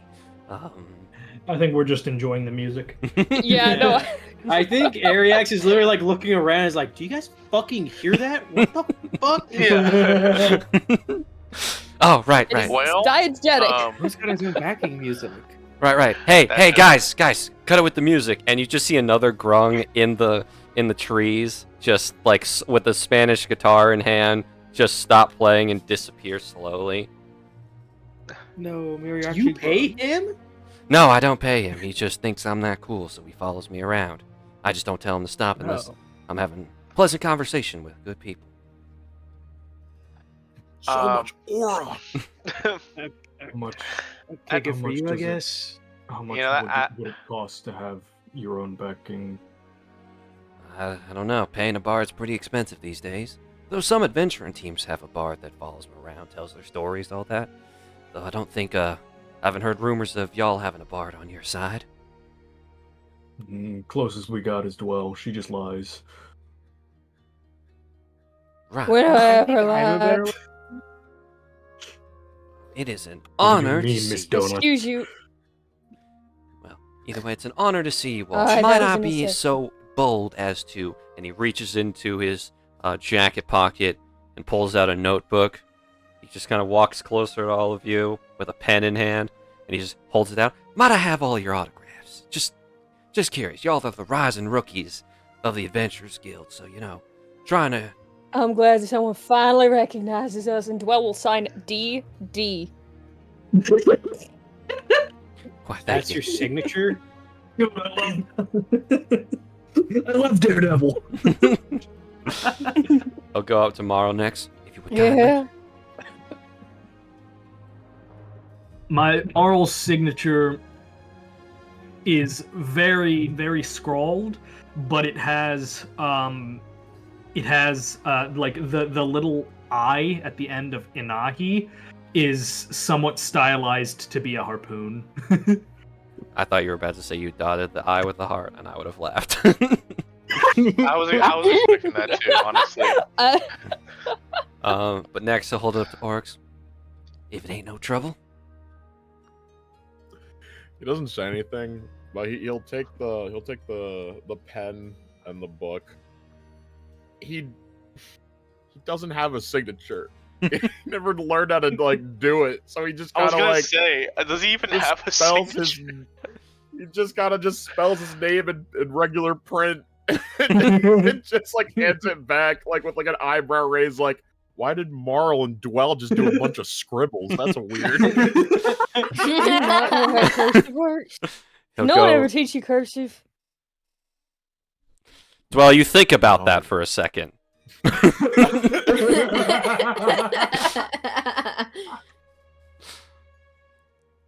He'll go up to Beau Right. next. Yeah. Very fluid, stylized cursive. Big, really large B with very small print EAU, and then big D with a period and big V. Very sweeping, elegant strokes. Excellent. Take notes on it. And he writes the B last, and with the bottom stroke of the B, then underlines the rest of the signature with it. Awesome. We'll go to Dwell will Lorelai. whistle in impression, Dwell will whistle. That is an impressive signature. Now let's see Lorelai Wildrose's signature. What? All right. I'm sorry. I think she looks a little like confused, but she'll take the pen and she'll. It's. Oh, Beau, go ahead. like lean over and be like, don't feel bad. I had to do way too much paperwork as a cop. Just write your name. Okay. And she'll write in very, very small cursive handwriting. She'll write Lorelai Hydrangea Wild Rose, and she puts a little smiley face next to it. He nods. Her middle name is Hydrangea. And he'll hand it to Ariax next. It's nothing fancy. It's nothing fancy at all.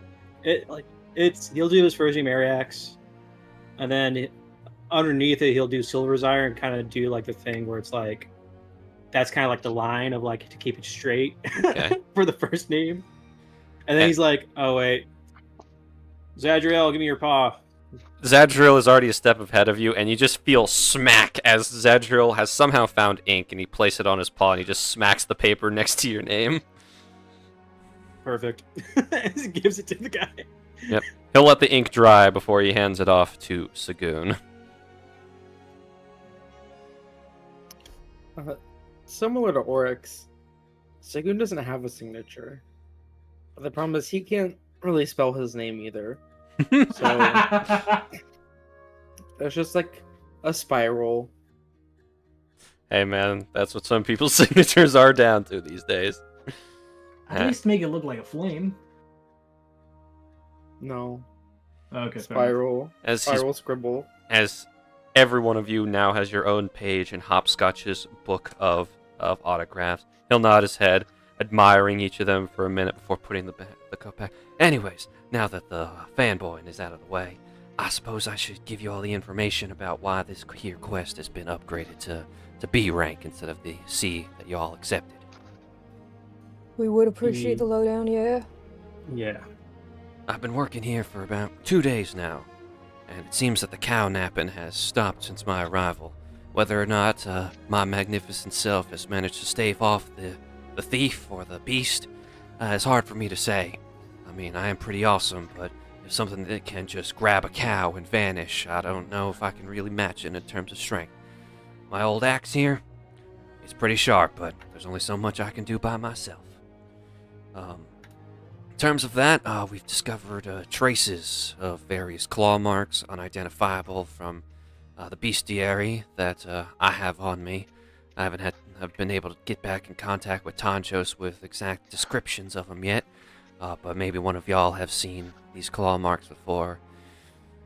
Minor signs of corruptor activity. I don't think if we're dealing with the corruptor itself, it's kind of bizarre behavior for it, in my opinion. Corruptors would normally just pounce and eat on the spot rather than just kidnap and take its prey home for food. So, if it is a corruptor we're dealing with, it might be something a bit more intelligent. There are some corruptor tracks around the area, but the corruptors I've slain in this here zone, pretty weak stuff. A couple goblin ones, an imp or two. Took on an orc the other day, but those are common for the mainland zones.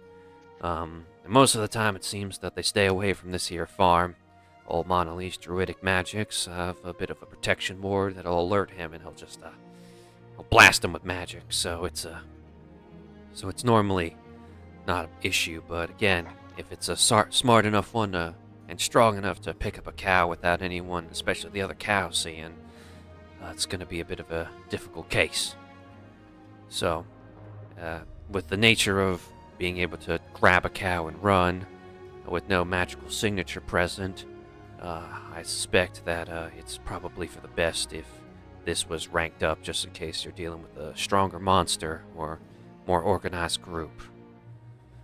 Speaking of more organized groups, I have learned of a potential location for a minor group of bandits. Nothing dealing with the Bandit King, but a group of just common thieves that are up in the hills to the east, or to the northeast. So, I would recommend, if y'all are gonna look for potential leads, that might be a good spot to start.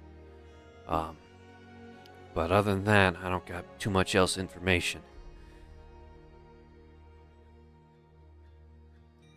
Right.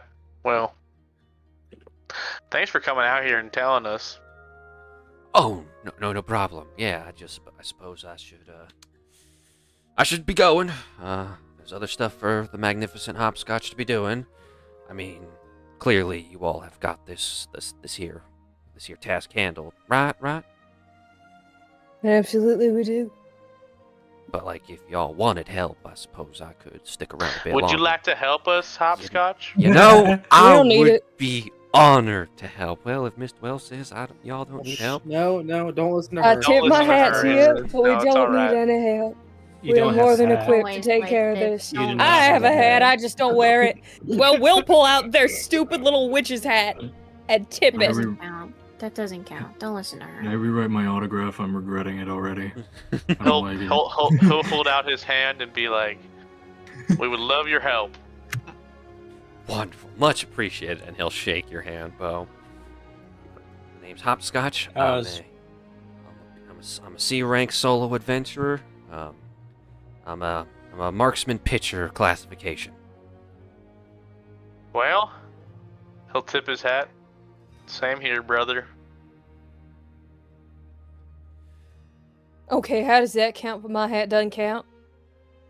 It's Because about you don't wear it. It's about the style, ma'am. I'm aware.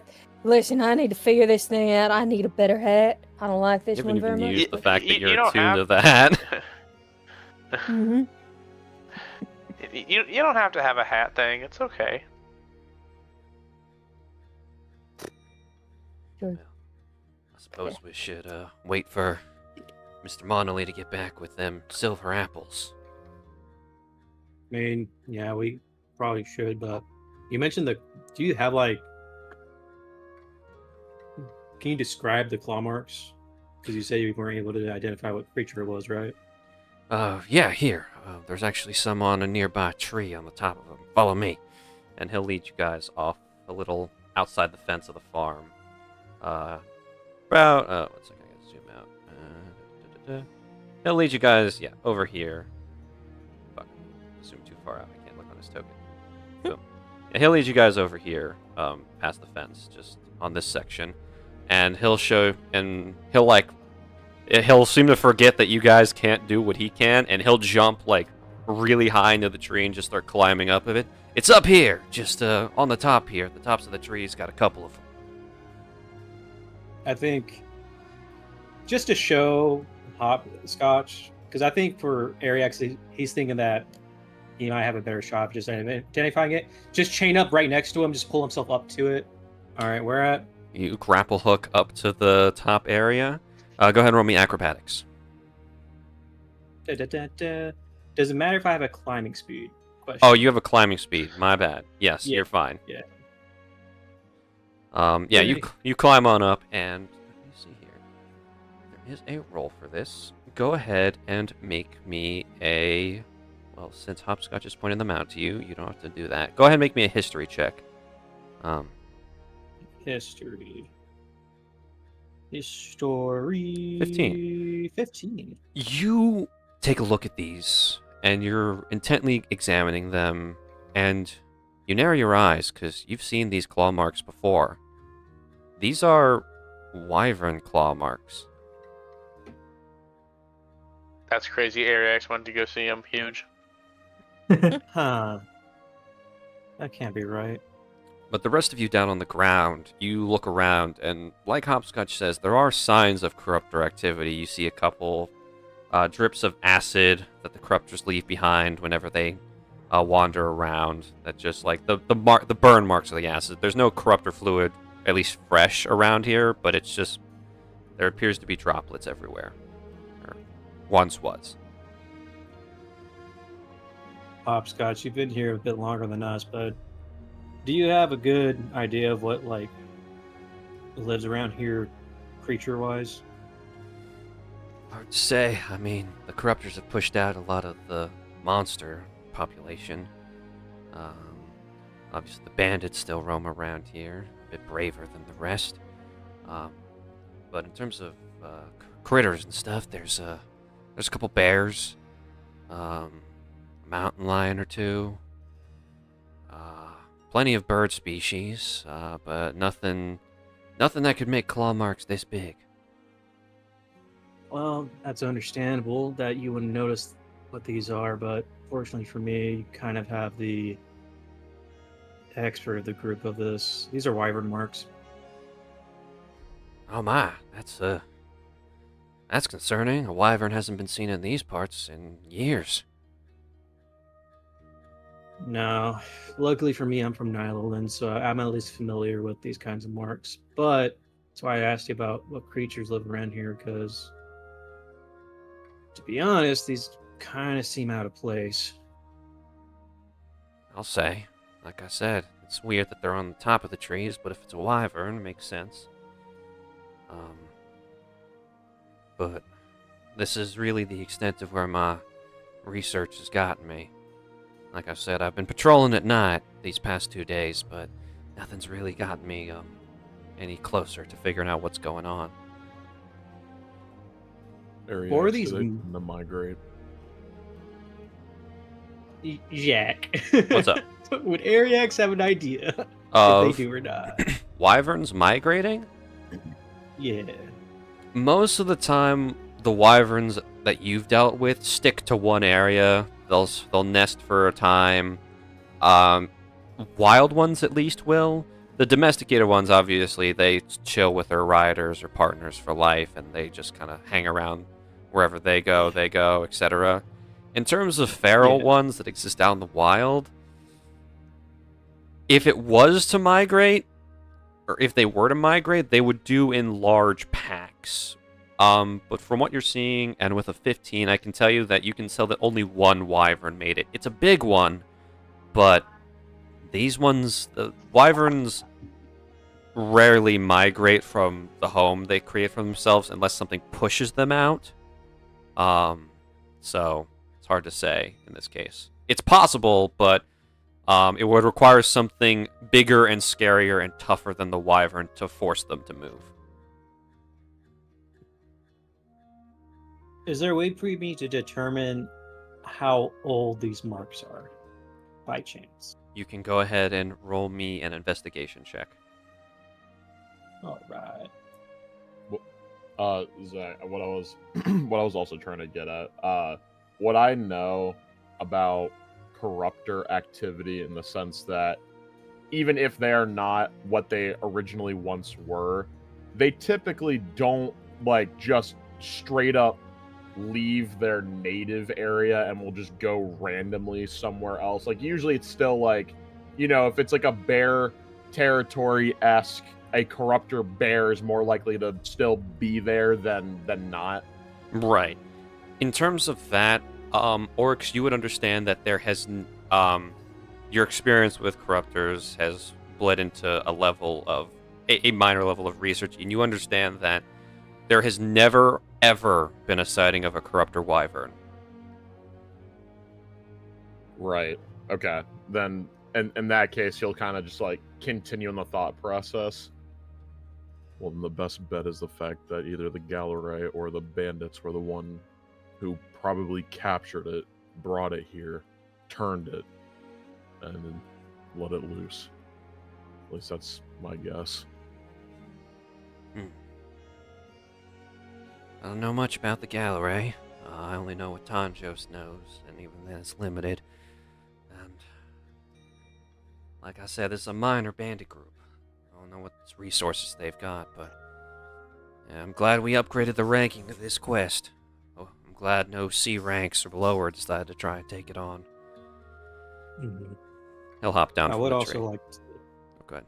Yeah, I would also like to know... Look at the area where the cows have disappeared at for more clues. Get a better idea of what's exactly is taking them, rather than just going on hunches for now. Well, all the cows have been taken straight out of the field at night. Monolith used to just let them roam around at night, leave the gates open. He's got his alarm system if a wolf or a predator came in over the fence or under it. But when he woke up the next morning, 2 cows were missing and the others were huddled in the barn scared because they, according to him, and I'm sure Miss Lorelai figured out as well, that they just, 1 second their friends were there, the next they were gone. No sound, the cow didn't make a noise, just poof.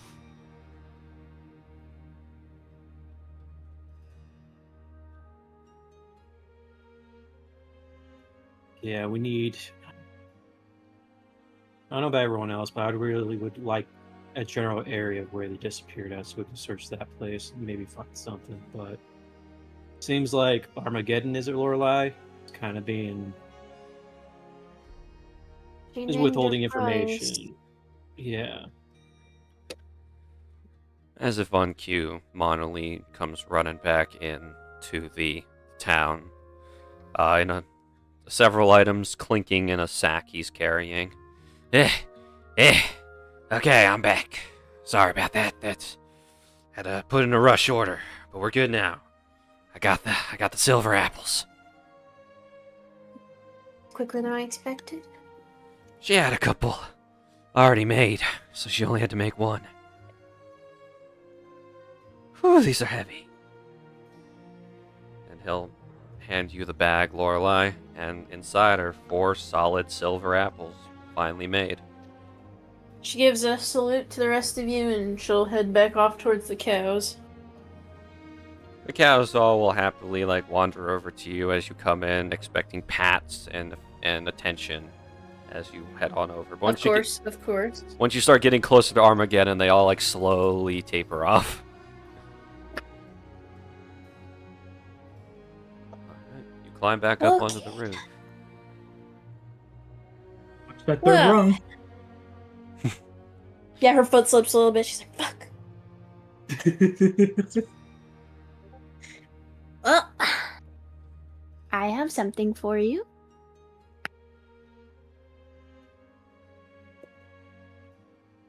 What was your price? 2, you said? I said 2, yeah. What if I said I had 4? Congratulations, Pink One. You've gone above and beyond. And? You want what I know, I assume? Of course I do. She'll hold out a hoof for one of the apples. I will hand her one. She'll take it, weigh it, and then eat it. You hear the metal crunching and cracking in what should not be possible for a cow's teeth. Oh, I see. He swallows it. I'll accept this bargain, Pink One. It's dark as night. And it flies fast. Howls in pain, too, all the time. The creature does? Mm-hmm. Don't know Have why. you ever seen what it looks like? Nope. It only flies over at night, and it uses the dark sky as cover. Don't really got a shape for it either. It's big, though. Bigger than a couple of us cows combined. Oh, wow. Don't know why the trees seem sad whenever it comes by. They start singing their sad song instead. They're normal happy when knowing one. I don't mind the change of tune. I could probably put some money on why. How much money?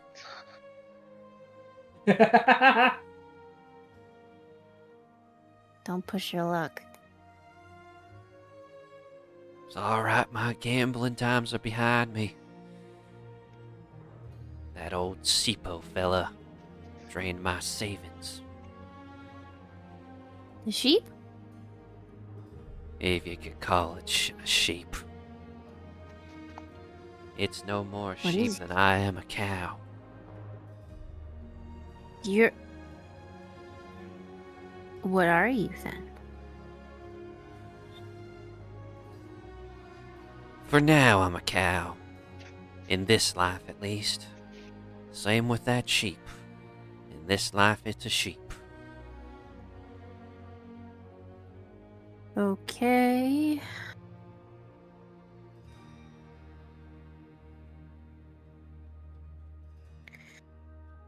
Well, have you ever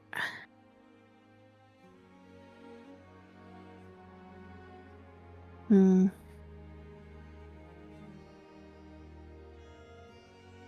How did you see the creature without getting hurt? You know?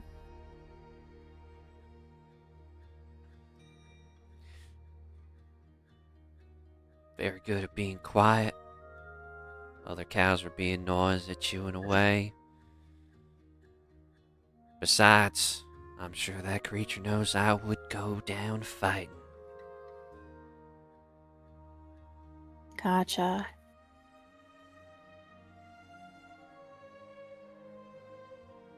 Why are you here, Pink What? One?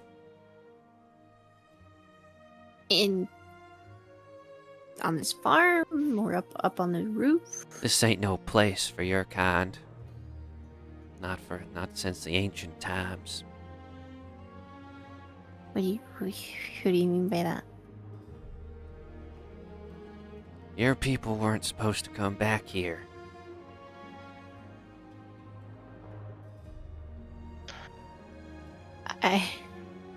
My people? Yeah.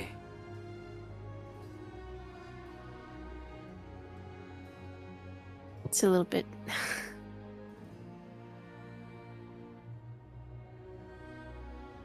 I didn't choose to be here.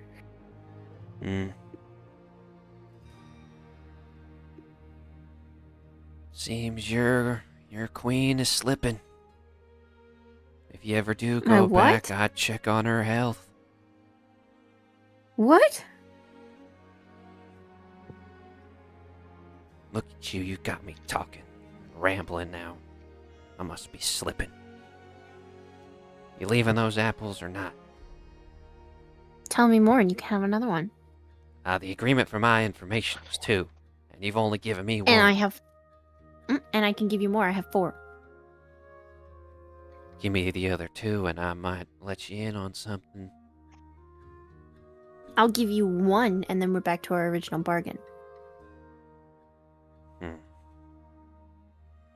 Roll me persuasion. I want to know.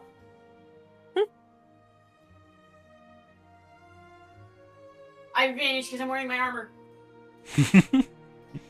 Huge. 19. B. Alright. Tell me. You mortals and your fucking bargaining bullshit. Mortals? I got Is out of the, Armageddon an Eldritch God? I got out of the making deals game a long time ago. Here I am. Alright. Here's the deal. Wild Mother, your beloved queen, or whatever, the ruler or whatever, I don't know. It pisses me off thinking about your home. Too pink, too colorful there. Not like my home. We got 3 colors. Landscapes, all that. It's nice and simple there. But when the borderline between this world and your home starts to weaken, means her health is going. Or at least she's slipping up. Wait. Me being here. So, when I fell through that river, that's what you're talking about? It ain't your fault, if that's what you're asking. You being here is an accident caused by her decline in health, I assume.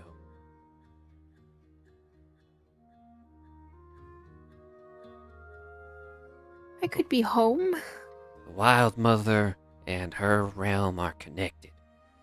If she dies, that realm falls apart.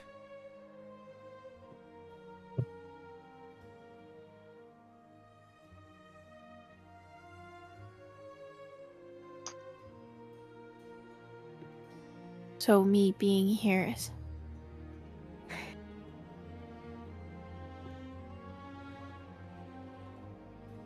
So what? If I'm just stuck here?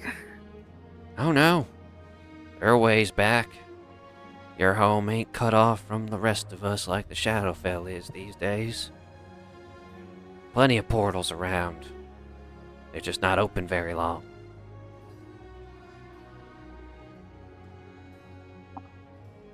But you think I can get home? Of course. There's plenty of ways to the realms and dimensions.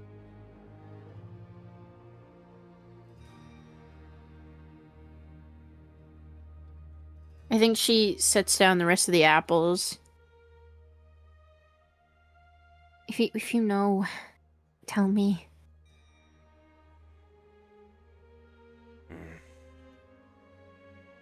Please.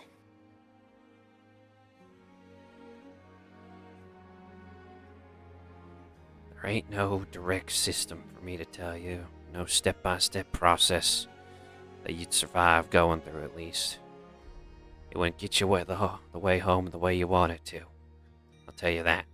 She takes another silver apple and gulps it down.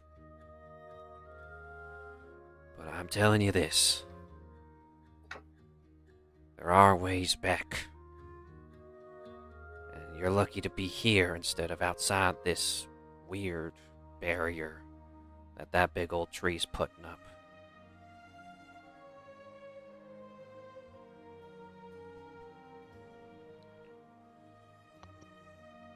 I can't get you home.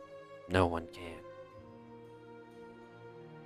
But I suppose you're just gonna have to figure that out for yourself. Or get lucky again with another portal popping out of nowhere. Just hope that portal sticks. I tried this morning. Won't ever happen because you want it to. Did you want to come here when you fell through the first time? I didn't even know this place existed when I fell through the first time. Exactly. I mean, I had somewhat of an idea, but... Avacia's playing her games again. You're here for a reason, whether you know it or not.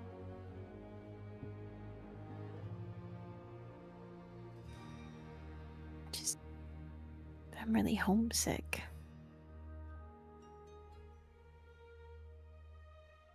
Can't help you with that. Yeah, I guess you're not a cure-all for feelings, huh? Nope. I'm just a cow. Eats another solid silver apple. Well, thanks for your advice. The homesick feeling never goes away, Pink One.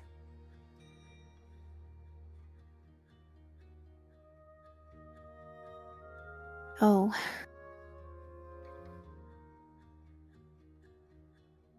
Just don't be like me and not accept the fact that your home is here now.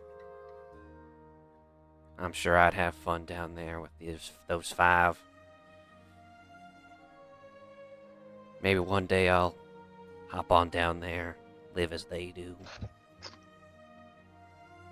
But not today. Yeah. It's kind of nice sometimes to live like them. They turn out to be kinder than you think.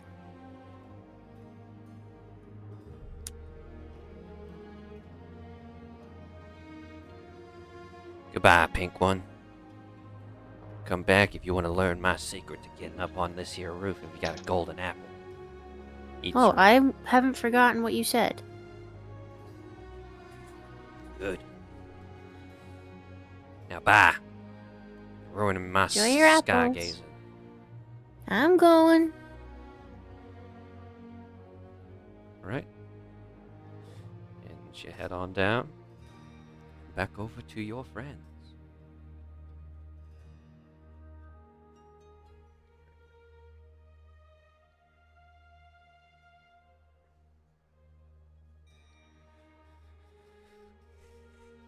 So, what'd you say? Anything about my missing cattle? Well, whatever this thing is, it's definitely not invisible, but she couldn't get much of an actual view on it. It hunts at night. It's more than a few of those cows combined in size. It flies and it cries out in pain a lot. Hmm.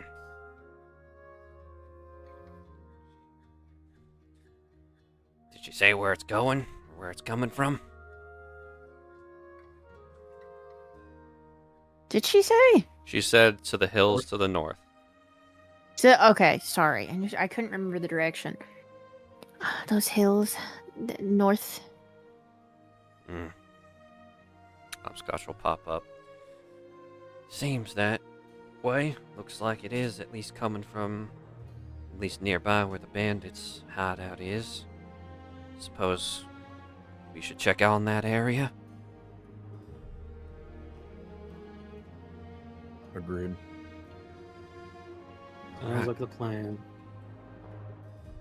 Let's head on out then. Yep. Well, I won't impose. Y'all have your own system. I'm just a guest here.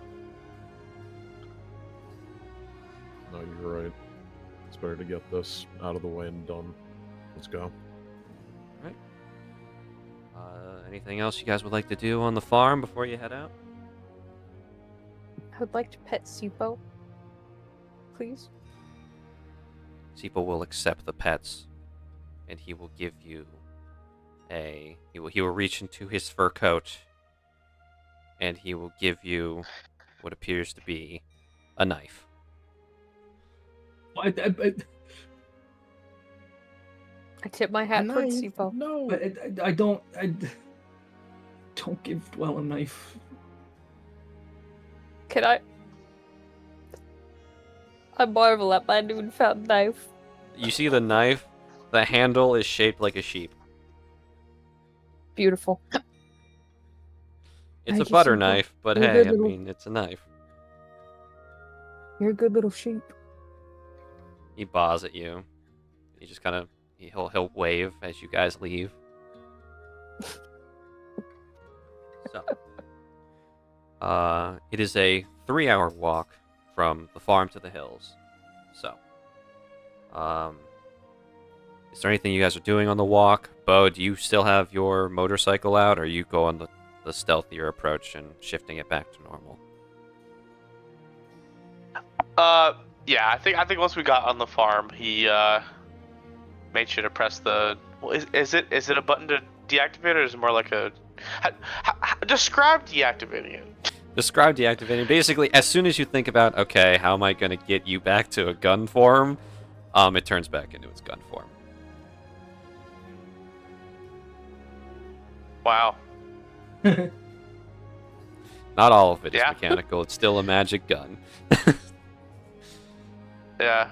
Yeah. I think once they got to the gate of the farm, he untransformed it and then put Beau back on his side.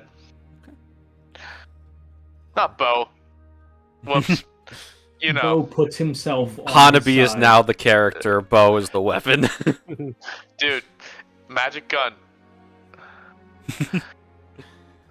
Yeah. So, as you guys are walking through the forest, there's no exact path to the hills. You kind of just have to walk normally. 1 second while I switch up the music.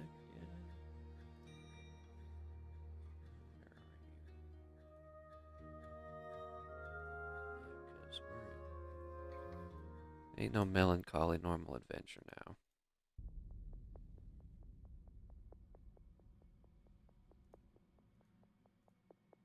You guys walk along, and you can go ahead and make me perception checks, all of you.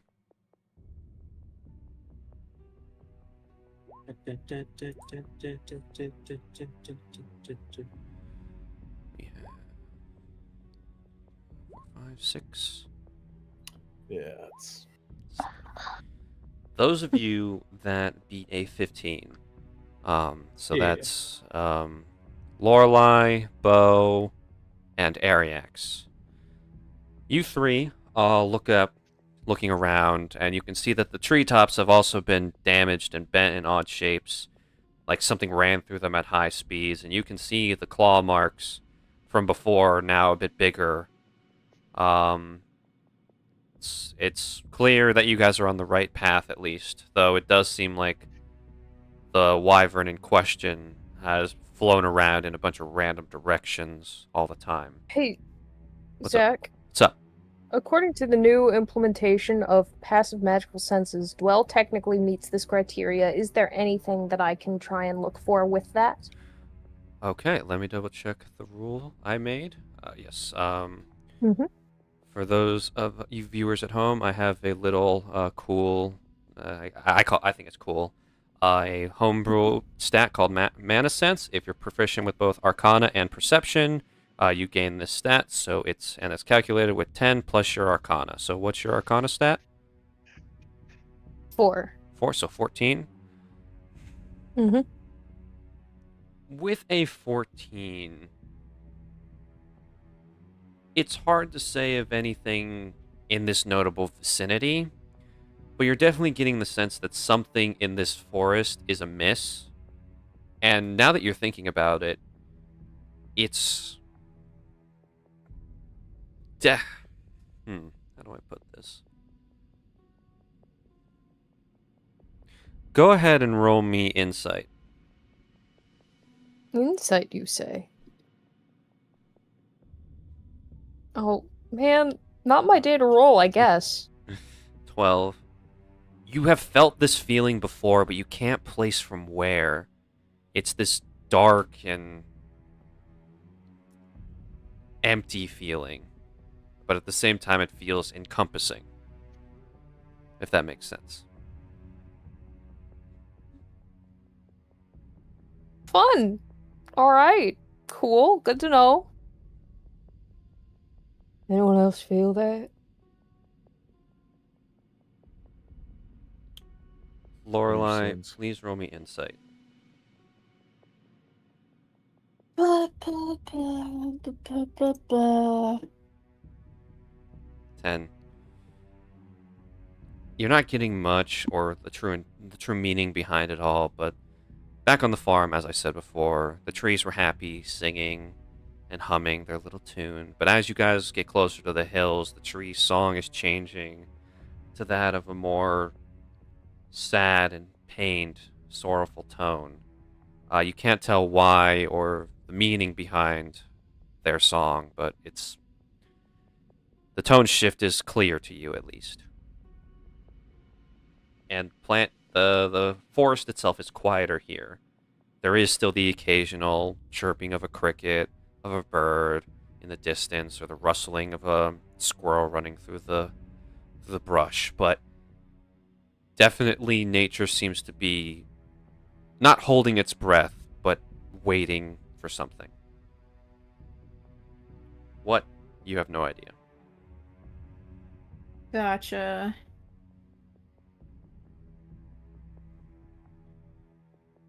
Is there anything any of you would like to do, or while you guys are traversing this path? Can I get a sense for any corruptors in the area? When would you be doing this? Right as you guys leave, or when this ominous wait starts to take over? When Dwell starts to sense stuff? When this? Well, Actually, you know what? No, I think he's just so focused right now. I think he would have started when we were back there and just continuously just been on the lookout.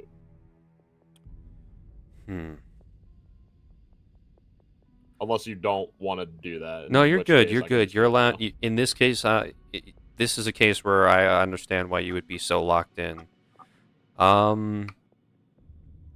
You can go ahead and roll me perception at advantage in this case. Perception at advantage.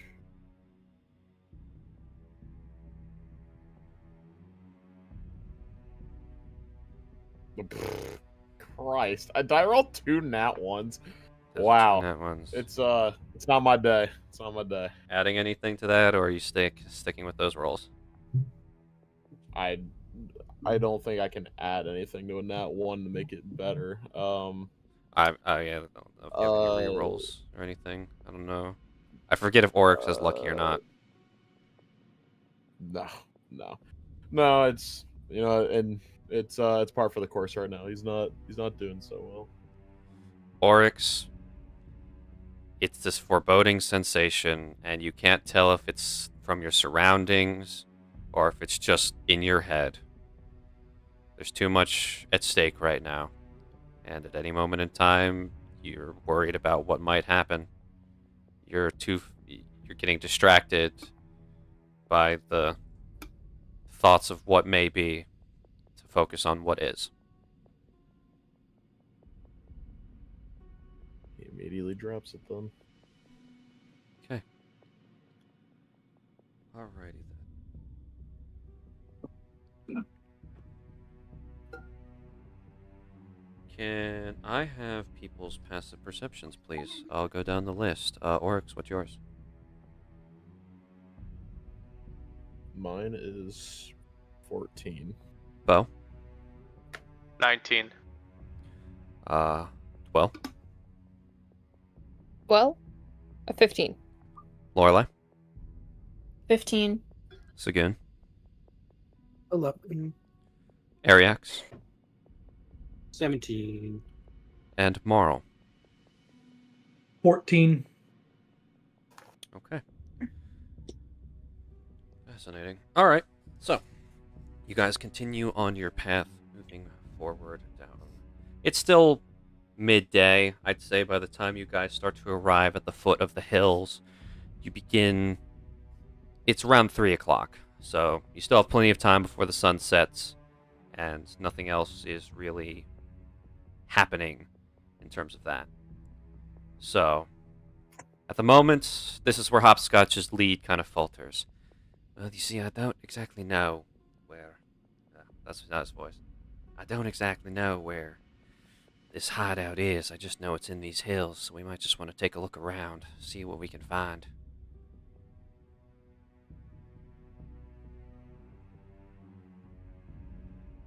Alright. In a group then, or just start moving? If something's fast enough and big enough to pick up a cow, I think I would prefer if we stick in a group. That's my 2 cents. Alright. Okay. Fine by me. Anyone else have any contributions? I mean, Beau's gonna look at Ariax and be like, honestly, I think he would know the best on how to deal with something like this. Yeah, I couldn't agree more. Big shark. With Zach. Hmm. With knowing about wyverns, in order for it to be capable of picking up a cow in mid-flight, how big are we talking would this potential wyvern be? This is on the larger side of an adult male specimen.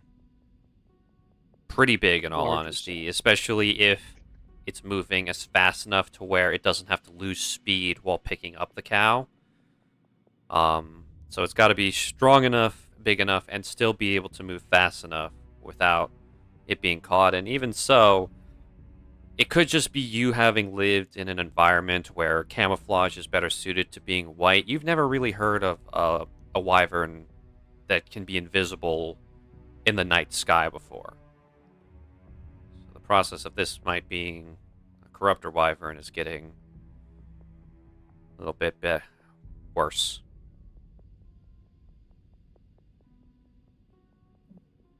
Yeah, I'm more concerned of it.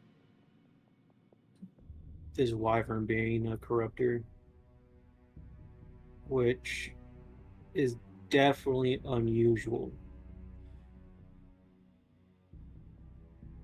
Lorelai, you said, did you mention something about it, like making sounds at all, or no? Armageddon said that it would cry out in pain.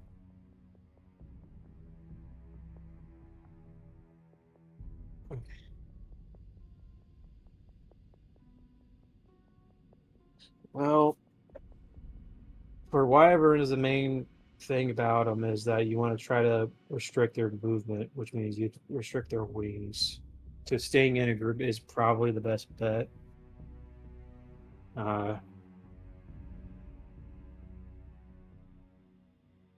Yeah, we need to stick together, and then if we're able to notice it before it tries to swoop in on us, we're gonna have to target its wings to basically ground it. Okay. If you're all staying in a group, I'll need you guys can either all roll investigation or survival, or you can provide help actions to people to give them advantage. So it's up to y'all. That's up to y'all how you divide this. Investigation or survival. All right. From- Well, Dwell's investigation is probably cracked. It's only +4 actually. It's not that great. For Ariac, survival is a +7.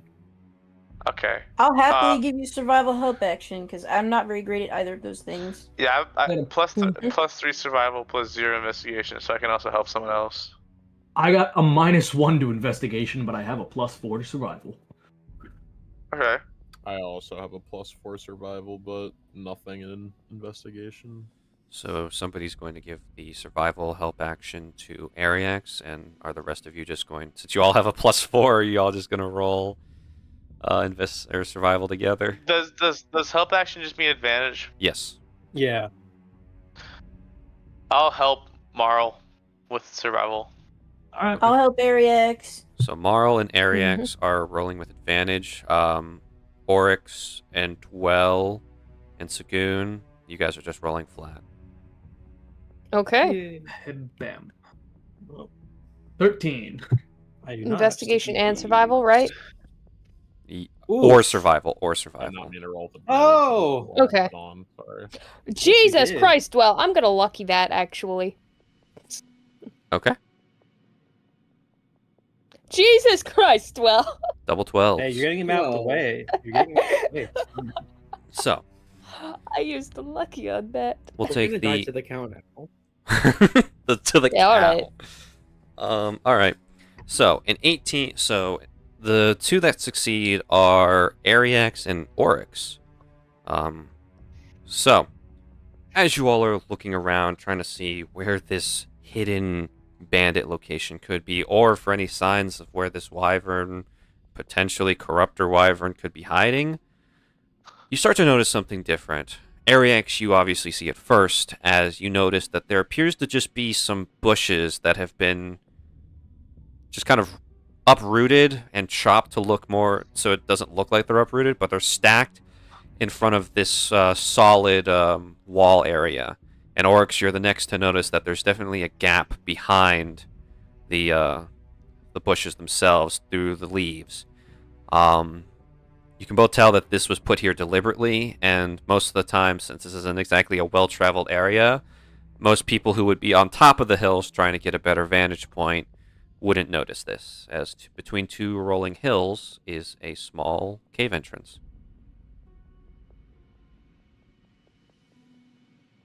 Well, looks like we found an entrance point.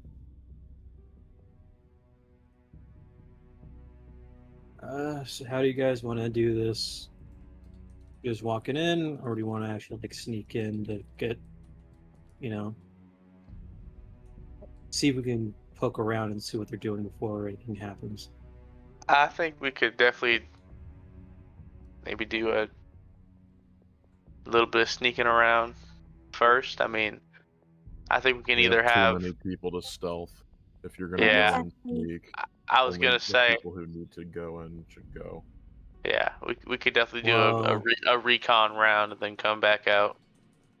To be fair, I can help everybody out if we all want to sneak in, just in case shit goes south. But it's up to you if you want to just do like a scouting party first.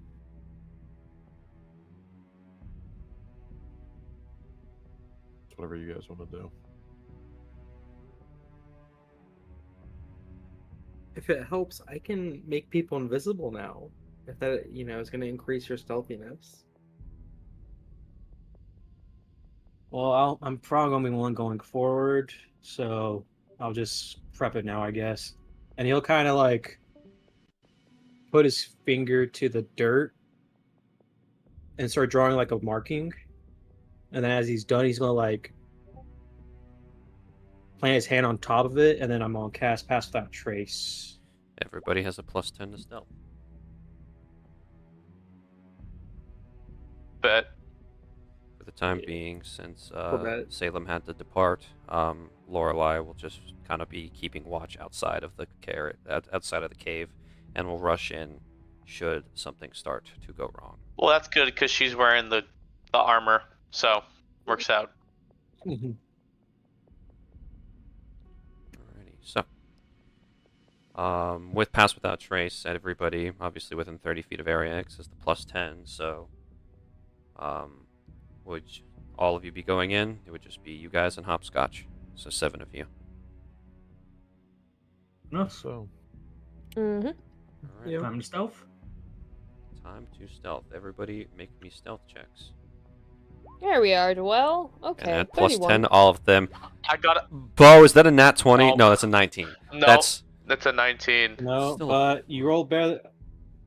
I rolled a 3, but with the That- +10 is 24. That's So a for you, that's 40. wait, 40 for wait, you. Bo, why is oh you have expertise? That I is was a gonna say, how do you have a 40. Yeah. proficiency bonus of 26. +6?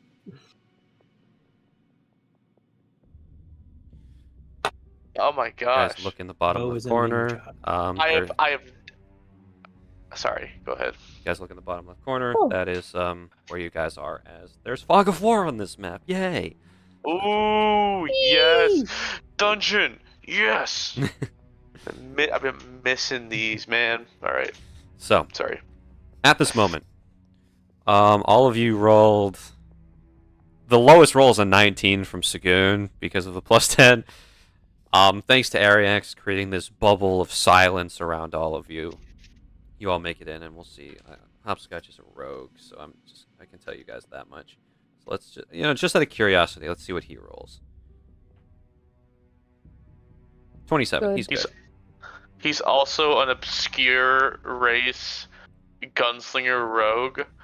Bro, we're gonna. He's be not using a homies. gun. He's got an axe. Yeah, he's a pitcher style. He throws that axe. Oh, he's a sniper with the axe. He's a marksman with the. Oh my gosh. Hmm So, who here has? I know Marl, Oryx, and I think does Ariax have dark vision? He does, yes. Beau and Sagoon, do you have dark vision? I know Dwell doesn't. I don't think so. I do. Okay, so Actually, I do have Devil's Sight, though. that's fair, right? Okay. So, Mm-hmm. well, good. So what's just everyone give me who has dark vision. Give me the range of your dark vision so I can measure out what you guys can actually see. Yeah, type it in chat. 120 for me. 120. Damn. Devil's Sight is good, man. Devil's Sight is good. You have the highest. You have double what everyone else has. So let me Mhm. check the measurements here. It's a dungeon crawling campaign, man. And you know what? You made a good decision. So, give me a second while I mess with the fog of war. I need this to go away. I've never done this. Oh, here it is. Reveal area. So, in this moment, I'm just going to start off by revealing that. And then it's 120 feet for Dwell, so Dwell's helping y'all out by giving you a lot of distance of range. But this is about what you guys get Ooh. to see. As you all step into this area, you uncover the stack of bushes, and immediately you begin walking in. There's a path off to your left, a small little cove, and you see a skeleton, not fresh, but not decaying old, just kind of laying there crumbled on the ground. If anyone wants to make me insight rolls on the corpse, You may. I would love to incite that corpse. Might as well. God damn it, well in your 8s. Rolling a lot of 3s. Rolling a lot of Beau 3s. and Great. Oryx. Yeah. Beau, Oryx, and Dwell. You all look at this body, and you can tell just by the way the body's positioned, and the fact that there is a nice sizable hole through what was once their rib cage. This person was probably killed, and didn't just die here, or didn't just like keel over and die.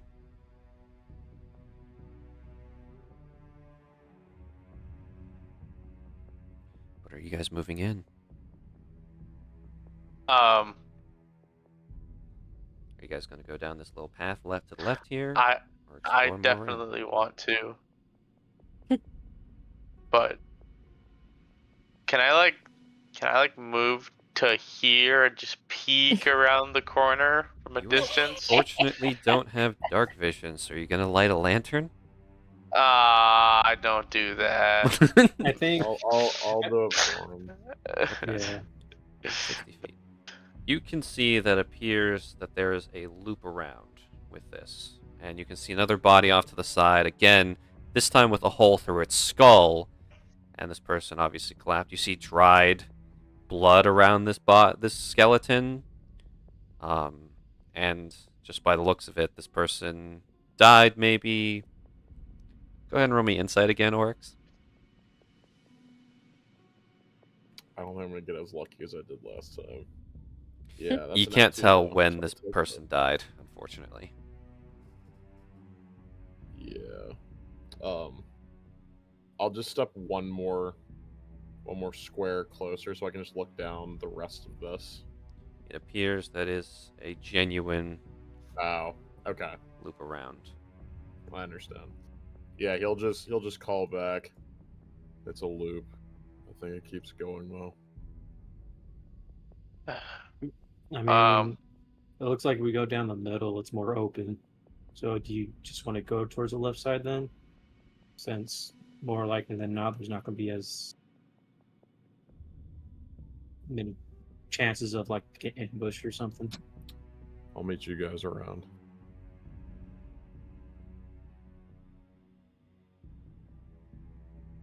Okay. You want to go with him? I'm gonna go with him. Yeah. Alright. Well, you go with him. And eventually, the two of you get to this point, and you can see the path leading forward, and it probably wraps around more. Are you moving any further, Leave Oryx? the rest towards the middle. I mean, he doesn't even really acknowledge the fact that Marl is like tracing. He's just still just going, you Okay. know. As you get to about here, you see another body. This one is interesting, though, as there is a blade in his hand where he died. A normal, regular scimitar. There's no rust on it, so it couldn't have been down here that long. But an issue you do see is there is 3 puddles of corruptor fluid around him, but no cores.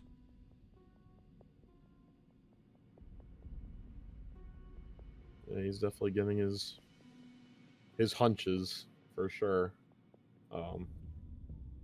He'll approach the body, but you just tell me when to stop, by the way, and you can go over to the other group whenever. I'm just Once you get to this body, so you investigate the body, and you can see that, and testing the fluid, these are dead corruptors. Their cores have been taken, though, and based on the state of his sword, it doesn't take a roll to determine that this guy died fighting multiple corruptors.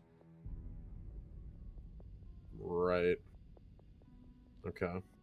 So this is gonna be pretty rough, to say the least. But all right, that's understandable.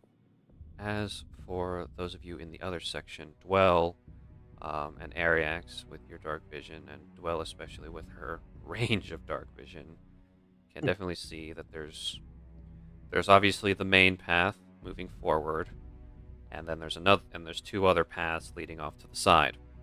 On one, again, there's skeletons all over this place, and you can see various puddles of corruptor fluid, no cores still, and just a lot of dead bodies, bones, picked mostly clean. But clearly there was a scuffle here involving corruptors and whoever these people were. They fought hard, but not hard enough. And there is obviously the large main path going down, which it does cut off at a certain point, so you guys are unable to look around unless you further that point. But you can see that there's 2 other closer paths to you. Anyone else itching curious about what's down the right? I mean, I can't say that I'm not, but I'm a bit useless in this situation when it comes to being perceptive, so I'll tell you where and you shoot. That works. Do we want to wait to meet up with Oryx and Marl first? Because they're still going around that band. Yeah, I'll stand right in the middle here to get their attention once they come up. Yeah, Or check like the center area just to see if there's anything here, because it looks like there is on the map. But yeah, it looks like the remnants of a campfire, probably where the people who were supposed to be watching the entrance were stationed.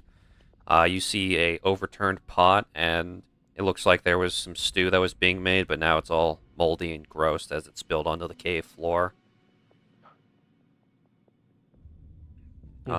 Oryx and Marl, as you come around the bend after investigating the corpse in front of you, you can see that it just looped all the way around and you're back in the main area. As with all your passive perceptions, for the most part, I mean, those of you on the lower end, probably anyone below a 12, wouldn't really be able to tell this, but there's no sound coming from this cave. There's either whoever's still here is exceedingly quiet, or it's empty. I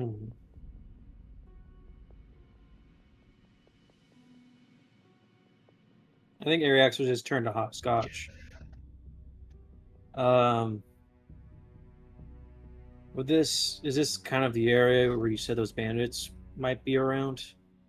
I think we found their hideout, or what's left of it. Yeah. They don't have bandit troubles, I guess, anymore, so that's a good thing, but the real question is what exactly happened here? I mean, there's more than a handful of corruptor signs around here. Whatever happened to these folks, it happened fast, and they took a couple down, obviously, but I'm not seeing any tracks or anything, so I'm assuming that the corruptors kept going. Yeah. He'll kind of like look over to his left to see if he can see Oryx and Marl and stuff. With your dark vision, yeah, you can see them pop out of that section of the cave. He'll just kind of wave them over. Try and get their attention to like group up. Are you two going back with them? Yeah, he'll just walk back over and not really like, look him directly, but just kind of like nod to himself. Nothing. Just the fact that there's probably a bunch of corruptors in here somewhere. Yeah, Hopscotch let us know that this is about the area where those bandits are supposed to be at, so these are probably them. Looks like they've been dead for a bit, though. Picked clean. I mean, are we just gonna get 2 birds with 1 stone here, or? What do you mean? I mean, Hopscotch also mentioned about bandits that we could deal with. These aren't the same one. Right, so Is this not the wyvern that we're doing? At the current moment, you have no idea if the wyvern is in this area. It could be. You don't know. It could not be. I mean, but right now, these are the caves with that Hopscotch said that would be at least a good lead as to where the missing cows might be, or at least clues to the area, because Okay, if great. there is a wyvern in this area, the Yeah. bandits have probably at least seen it, but can't really ask them. Right. Where's Daisy when we need him? Yeah, who's got to Actually, speak you know with what? Dad? Zach, here's What a up? question for you, Actually, buddy. looking. They're picked clean, right? Mostly, Like they're yeah. all like mostly. Do they happen to have like gear still on them, or is that gone too? There's the occasional weapon lying around, but their armor and whatever clothing they might have been wearing is gone. And based on the status of the stew, their weapons, their armor and clothing shouldn't have disintegrated by now.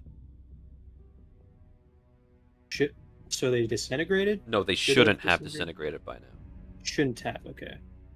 That's what I was trying. That's how I was thinking right now. Because if they're like picked clean, it means someone went in and took all their shit. Did you guys find like a lot of gear somewhere around here, or is it just me and these guys seem like actually picked clean, like someone took it off them? I got a sword. That's it. Yep. There were puddles of corruptor fluid. No cores, though. Means someone else came through here and picked this place pretty clean then. Oh, might as well keep searching, see if maybe they have left something behind. Mhm. Clue to Again, what's who going wants to on. join me on the ride? I want to check that out. Looks to be some kind of apparatus. Yeah, building, something. I'm blind, but I'll still come. Alright, okay. Dwell and Beau are heading down this path. Are multiple people following them, or are you all splitting up?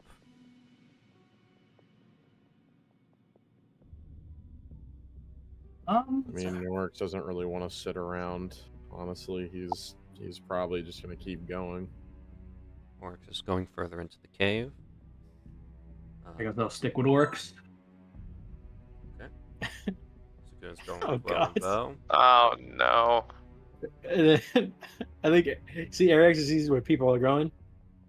Slowly turns towards hopscotch. I mean, it's up to you where I'm going. I'm along for the ride. I'll help out where you think I'm needed. Yeah, this is. At this point, I think we're just going to try to find something for another lead here. So we'll go straight ahead. Just see what we can find. All right, I'll follow you. Let me double check. I don't think Beau, Hopscotch has dark vision. No, he does not. He don't got them good eyes. Away. I was gonna Deep like telepathically ring to everybody. I guess not. I mean, like obviously not to like. Well, I guess everybody, yeah. So, kick. so I'm assuming everybody's like kind of linking up just in case. Mm-hmm. Yeah, I Good just want idea. to. I just want to get the line going, just because we're splitting up. If anybody sees anything, just It's a report it. completely silent cave. If we hear someone scream, we're all gonna know it's gonna echo. Well, Or if we find something and we want to keep a hush hush about it so we can group up. yeah, I'm more so saying that just to keep the stealth up. Plus, it's probably good for everybody to have all the information whenever with whatever we end up finding. Alright, fair enough. Right? Alright, what is this down at the... Let me ping it actually. I forget I can ping. Yes. What is Those this? appear to be stacks of lumber, firewood, supplies. It doesn't appear to be anything other than just where they kept their lumber for any form of construction or any form of thing they wanted to burn. Okay, but it's not well stocked anymore. It clearly has been depleted. It's been depleted, and it also, anything left is rotting in the dark, wet cave. Alright.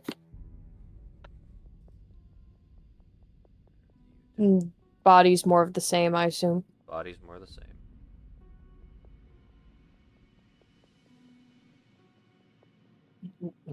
Again, you're just seeing corpse after corpse. Some of them have corruptors around them, some of them don't. A lot of them just have holes through their bodies with no sign of them actually being an active corruptor fight. Oh, are you really that blind? Do you not see us anymore? Oh, but Beau. Oh, Oh, I can't see. I didn't know you guys left. well, let's just follow the voice. All right. Ooh. Don't run into the wall. Okay. He steps you can't over a see 5 feet body. in front of you? Bonk. Ow. Zach, I'd like to cast Produce Flame, which is a cantrip, which just means one of my hands is gonna be on fire, just so Beau can see. Okay. Just so there's a little bit of light. That is so much better. Yeah. All right. Beau, you now can see. 20 So long as you're next to 10-foot radius, Sagoon, but- it's 25 radius? No, 10 foot. 10-foot radius? Well, you at least always know where Sagoon is. Well, it's good enough.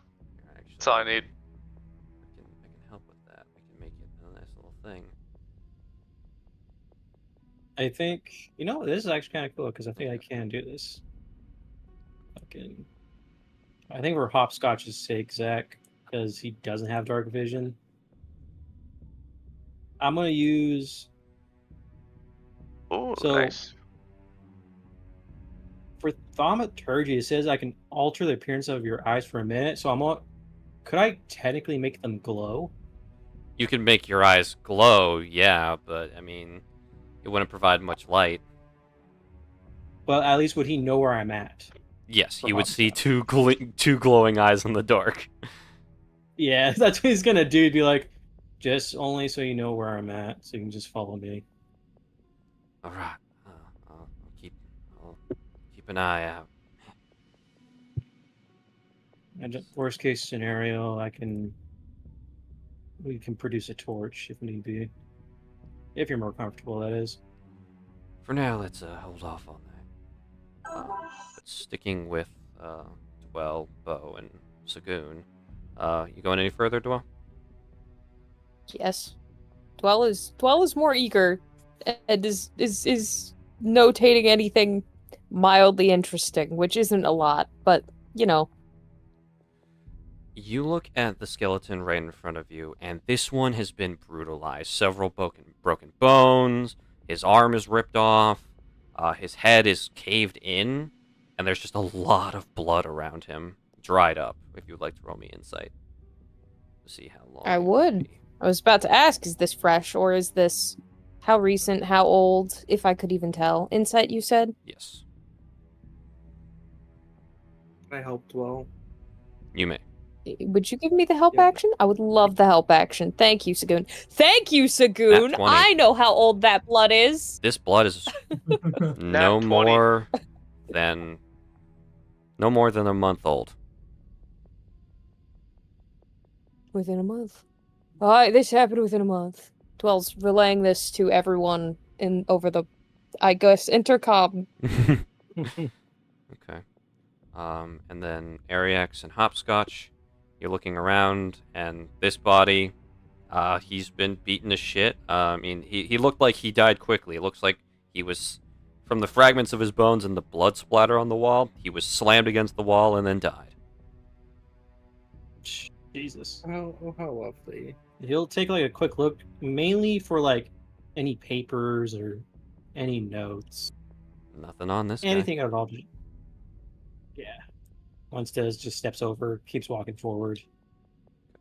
At this point in Sees what the time, with the fuck is range going of on? people's dark visions, specifically Ariax's, connecting path, and with Dwell's vision, I was about to say, I see that thing right over there. The fun little cordoned off section. you see Iron bars. A prison cell. Alright, this was being used as a prison of some kind. Anyone? Everything in said prison is dead. Yep, Oh, hopscotch. sorry. Go. Yeah, all of you, Ariax, Dwell, Sagoon, Beau, all of you can roll me investigation. Beau, you make that at advantage. Oh, You've got to be. Oh, well, kidding a me. natural 2, but God, my rolls are terrible today. Take that D2 of inspiration. I will take the I 15. will. 10. Alrighty. The corpses in the prison cell died in a different way than the others. There's no sign of corruptor fighting. Honestly, it looks like the people in the prison cell were fighting each other, and there's several plates of rotted food inside the cell.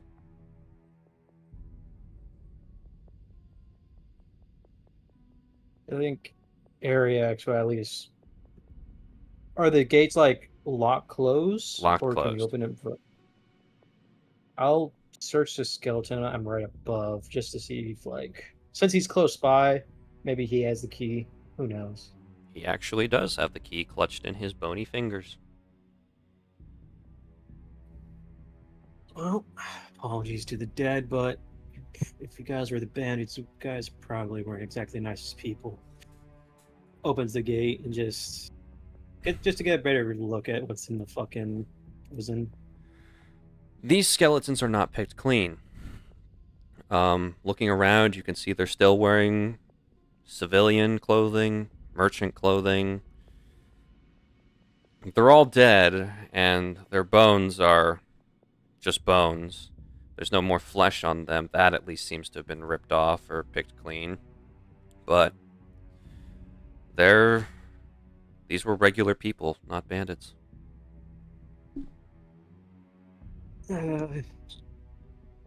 Yeah, I don't exactly feel bad for the bandits anymore, guys.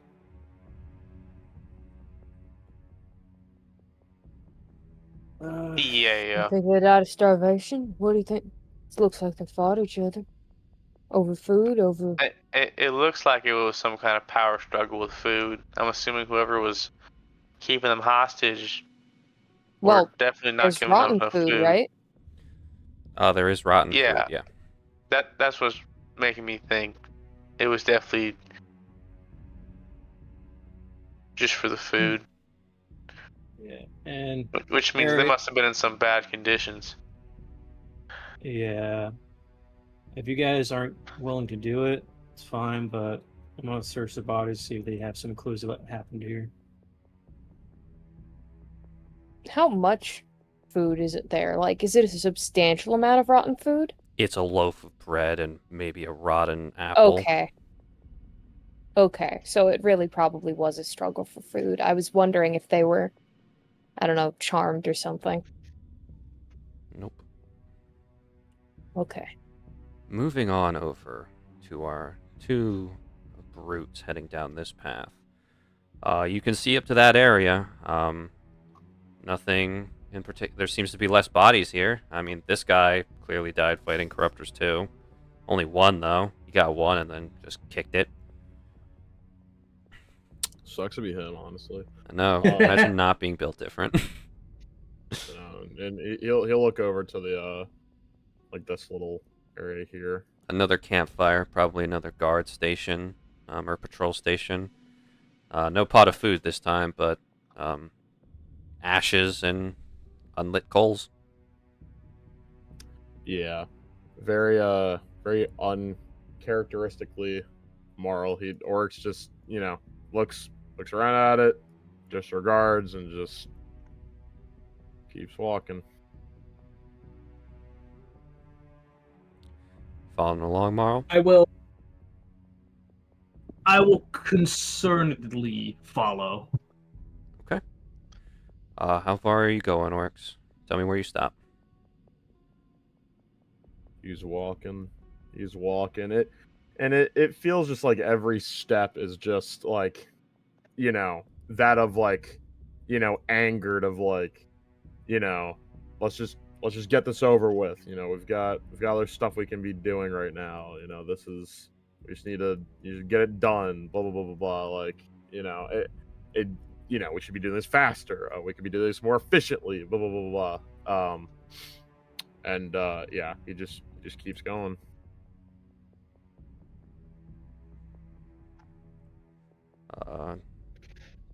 Do you say anything, Marl, or do you just let Oryx continue to stew? With every step, and like sorry, I just spotted something there, like weird concrete wall, or it's not concrete probably, but stone brick, and that just kind of threw me off. Yeah. No, with every step behind Oryx, and like Oryx acting very out of character, Marl seems to be more concerned, but Marl knows he has he doesn't have much place to talk, considering how he was acting the last job we did here in Coniston. Okay. Oryx, you just walked right past the stone brick. Oh, I'm sorry. I thought because it wasn't like revealed, I thought like we technically didn't see it yet or something like that. Nope, I'm sorry. you can see it. I just can't show further past that. What's but past it? You do see a skeleton crawling or in a reaching motion towards this stone brick wall. It's just can you describe how it's like implemented in here? It looks like at least the parts connected to the cave walls itself have been kind of molded in, but uncharacteristically, it looks like this stone is different than the stone the caves are made of. It looks reinforced in some regard, but it looks like this skeleton was crawling towards it when they perished. You'll take a step pretty brashfully, like over the skeleton, and just looks at the wall. Both of you can roll me investigation or perception, or one of you can give the other advantage. What's your stats? So it's investigation or what? Investigation or perception. Perception, I got a +4. Investigation, I got -1. Okay, I also have a +4, so I guess we can just both roll. Yep. All All right. Both of you roll. All right, nat 2. Hell yeah. Take that D2. Can I add my can I actually add my D2 to this? I would recommend not doing that. It will not provide a success. Then I shan't. You both look at it. It's a reinforced wall, pretty sturdy looking. It's different, but you can't really see any form of anything special about it. Might just be repairing an exit, blocking off a certain area, or maybe it's just something to look nice or a distraction. You have no idea. He's gonna outstretch his hands against the brick and just start kind of pushing in on some of them to see if it's loose. Yeah, I'll give you the chance to stumble into this. Go ahead and roll me a D100. And, let's see here. What am I gonna do? Hey, Jackson. Oh, never mind. Execute the order. Okay, I cast Fireball, and then I twin spell Fireball again. And All then right. Quicken spell. Here, you're gonna roll again, Garrett, but this time, Jackson, DM me a number between 1 and 100. Okay. Actually, DM me 5 numbers between 1 and 100. Dude, what is going on?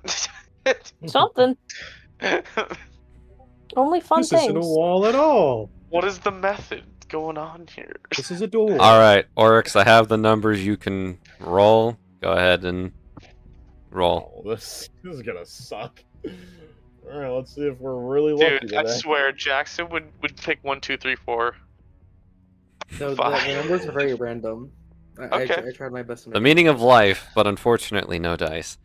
Oryx, you're pressing your hands all over the wall, and nothing seems to be loose. It seems to be a pretty sturdy structure. Do you want me to knock it down? I was literally just about to say he gets easily angered at this, and he's just gonna punch it. Roll to hit. Let me double check the damage threshold for stone. And as a matter of fact, aura infused strike. Okay. Let me see. 1 second. Oh, I'm typing the wrong keyboard. AC. No sun ring. He doesn't need to do that until he damage. deals damage. Stone. That hits, I'm pretty sure. I'm pretty sure stone isn't.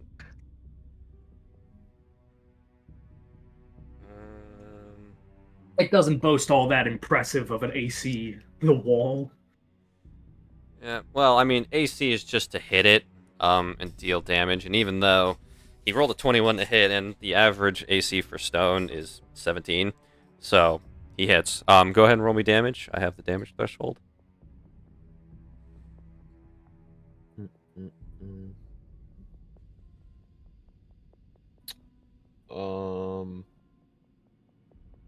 I mean, I guess I'll add a ring of sunlight charge. Why not? I've got a bunch. Well, not a bunch, but I've got some. Okay.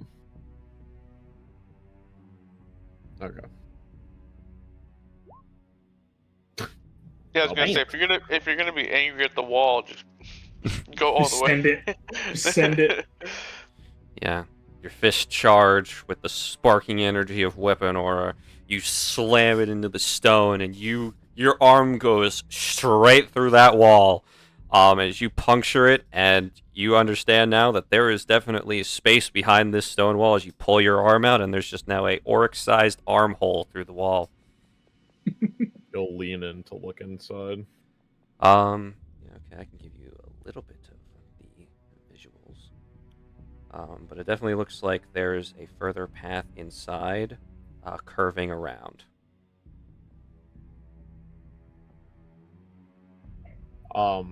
With the foundation a bit, you know, a little lopsided in that middle, kind of just ripping out parts of the bricks around so I can make like an area to get through. Athletics at advantage. Marl, if you would, are you going to accept if Marl starts to help you, or should he not bother? Does he need to? No, he does not. So you just start ripping and pulling at the bricks, and eventually you rip out one brick that appears to have been, you just happened to miss it because it was on the lower left corner of it, and it seems to have a button switch that you could have pushed to open it. And you just toss it aside and just keep ripping until there is now a open spot for you and Marl to walk, or at least like crouch through.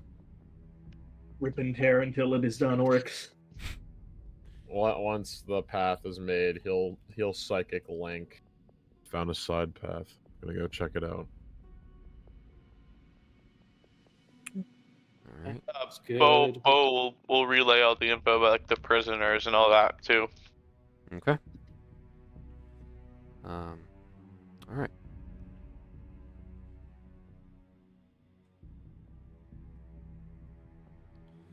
Marl, do you follow him in? Yeah, I'm trying. Yeah, he's going. So I'm like, I'm sorry, Marl. I'd be more talking to you. I apologize. I don't like playing like this. I've realized. I've realized maybe Marl wasn't the best person to try to follow after in this regard. But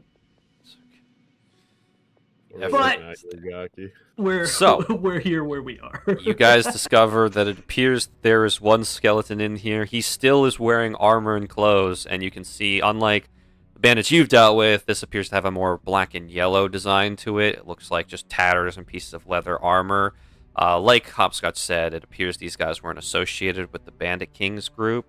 But this guy, he's not a full skeleton. He's a rotting corpse that's just sitting there, emaciated and like drained. This guy seems to have managed to hide in here and probably died of starvation. But you have found a small little hidden weapons cache. As you can see, leaning up against a small anvil in the corner, is a longsword that is on with the blade on fire. There's a large chest over there, and to your right, against the wall, appears to be a sword rack with just one sword left, a katana of sorts. Well, I guess this is also the wrong person to find this. I guess I'll walk up to the chest. He'll give it a kick real quick. It is not a mimic. Like to open the chest if it's unlocked. It is eats you. locked. Oh, Zach, I would like to try and rip it open. Roll me Yeah, athletics. Kratos maneuver. Hey, you know what? There's a chance Oryx nat ones here. There's a chance. What am I rolling? I'm sorry. Athletics. Unless you're just punching it. You know what? You just rip open the chest and you find a sizable amount of gold just sitting in here. And what appears to be a few instances of what appears to be ingots of silver and black metal.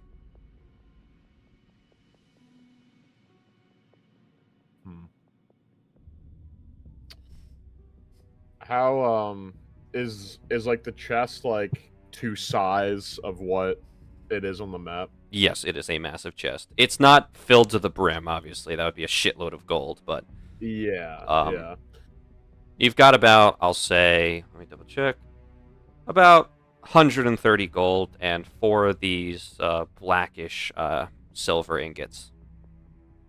You said how much gold? I'm sorry, so we can just 130. Because like he would obviously just pass it out. So is it okay if we just do that now? Or Sure. 130 divided by 7 is 18 gold 19. and 5 silver.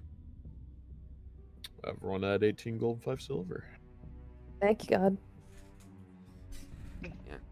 Ew. I apparently have 8 cents, and I'm not sure where I got them from. I have 8 copper pieces. I think you bought something that had to transition a silver to a copper change.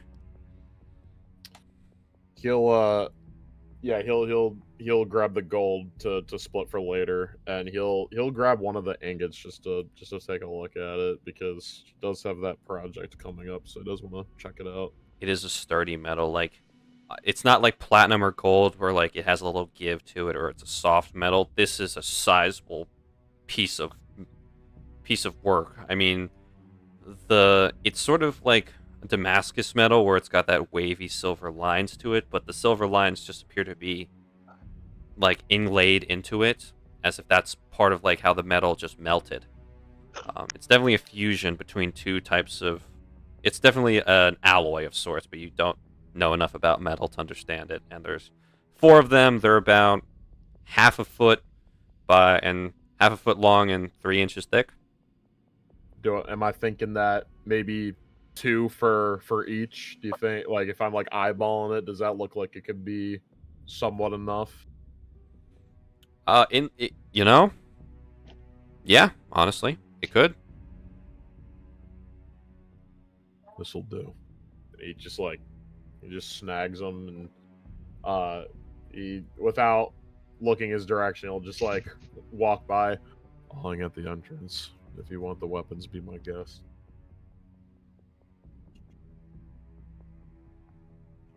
Use swords. You guys relaying? You guys they're, found treasures? You I was just telling Marl that. Oh. Yeah.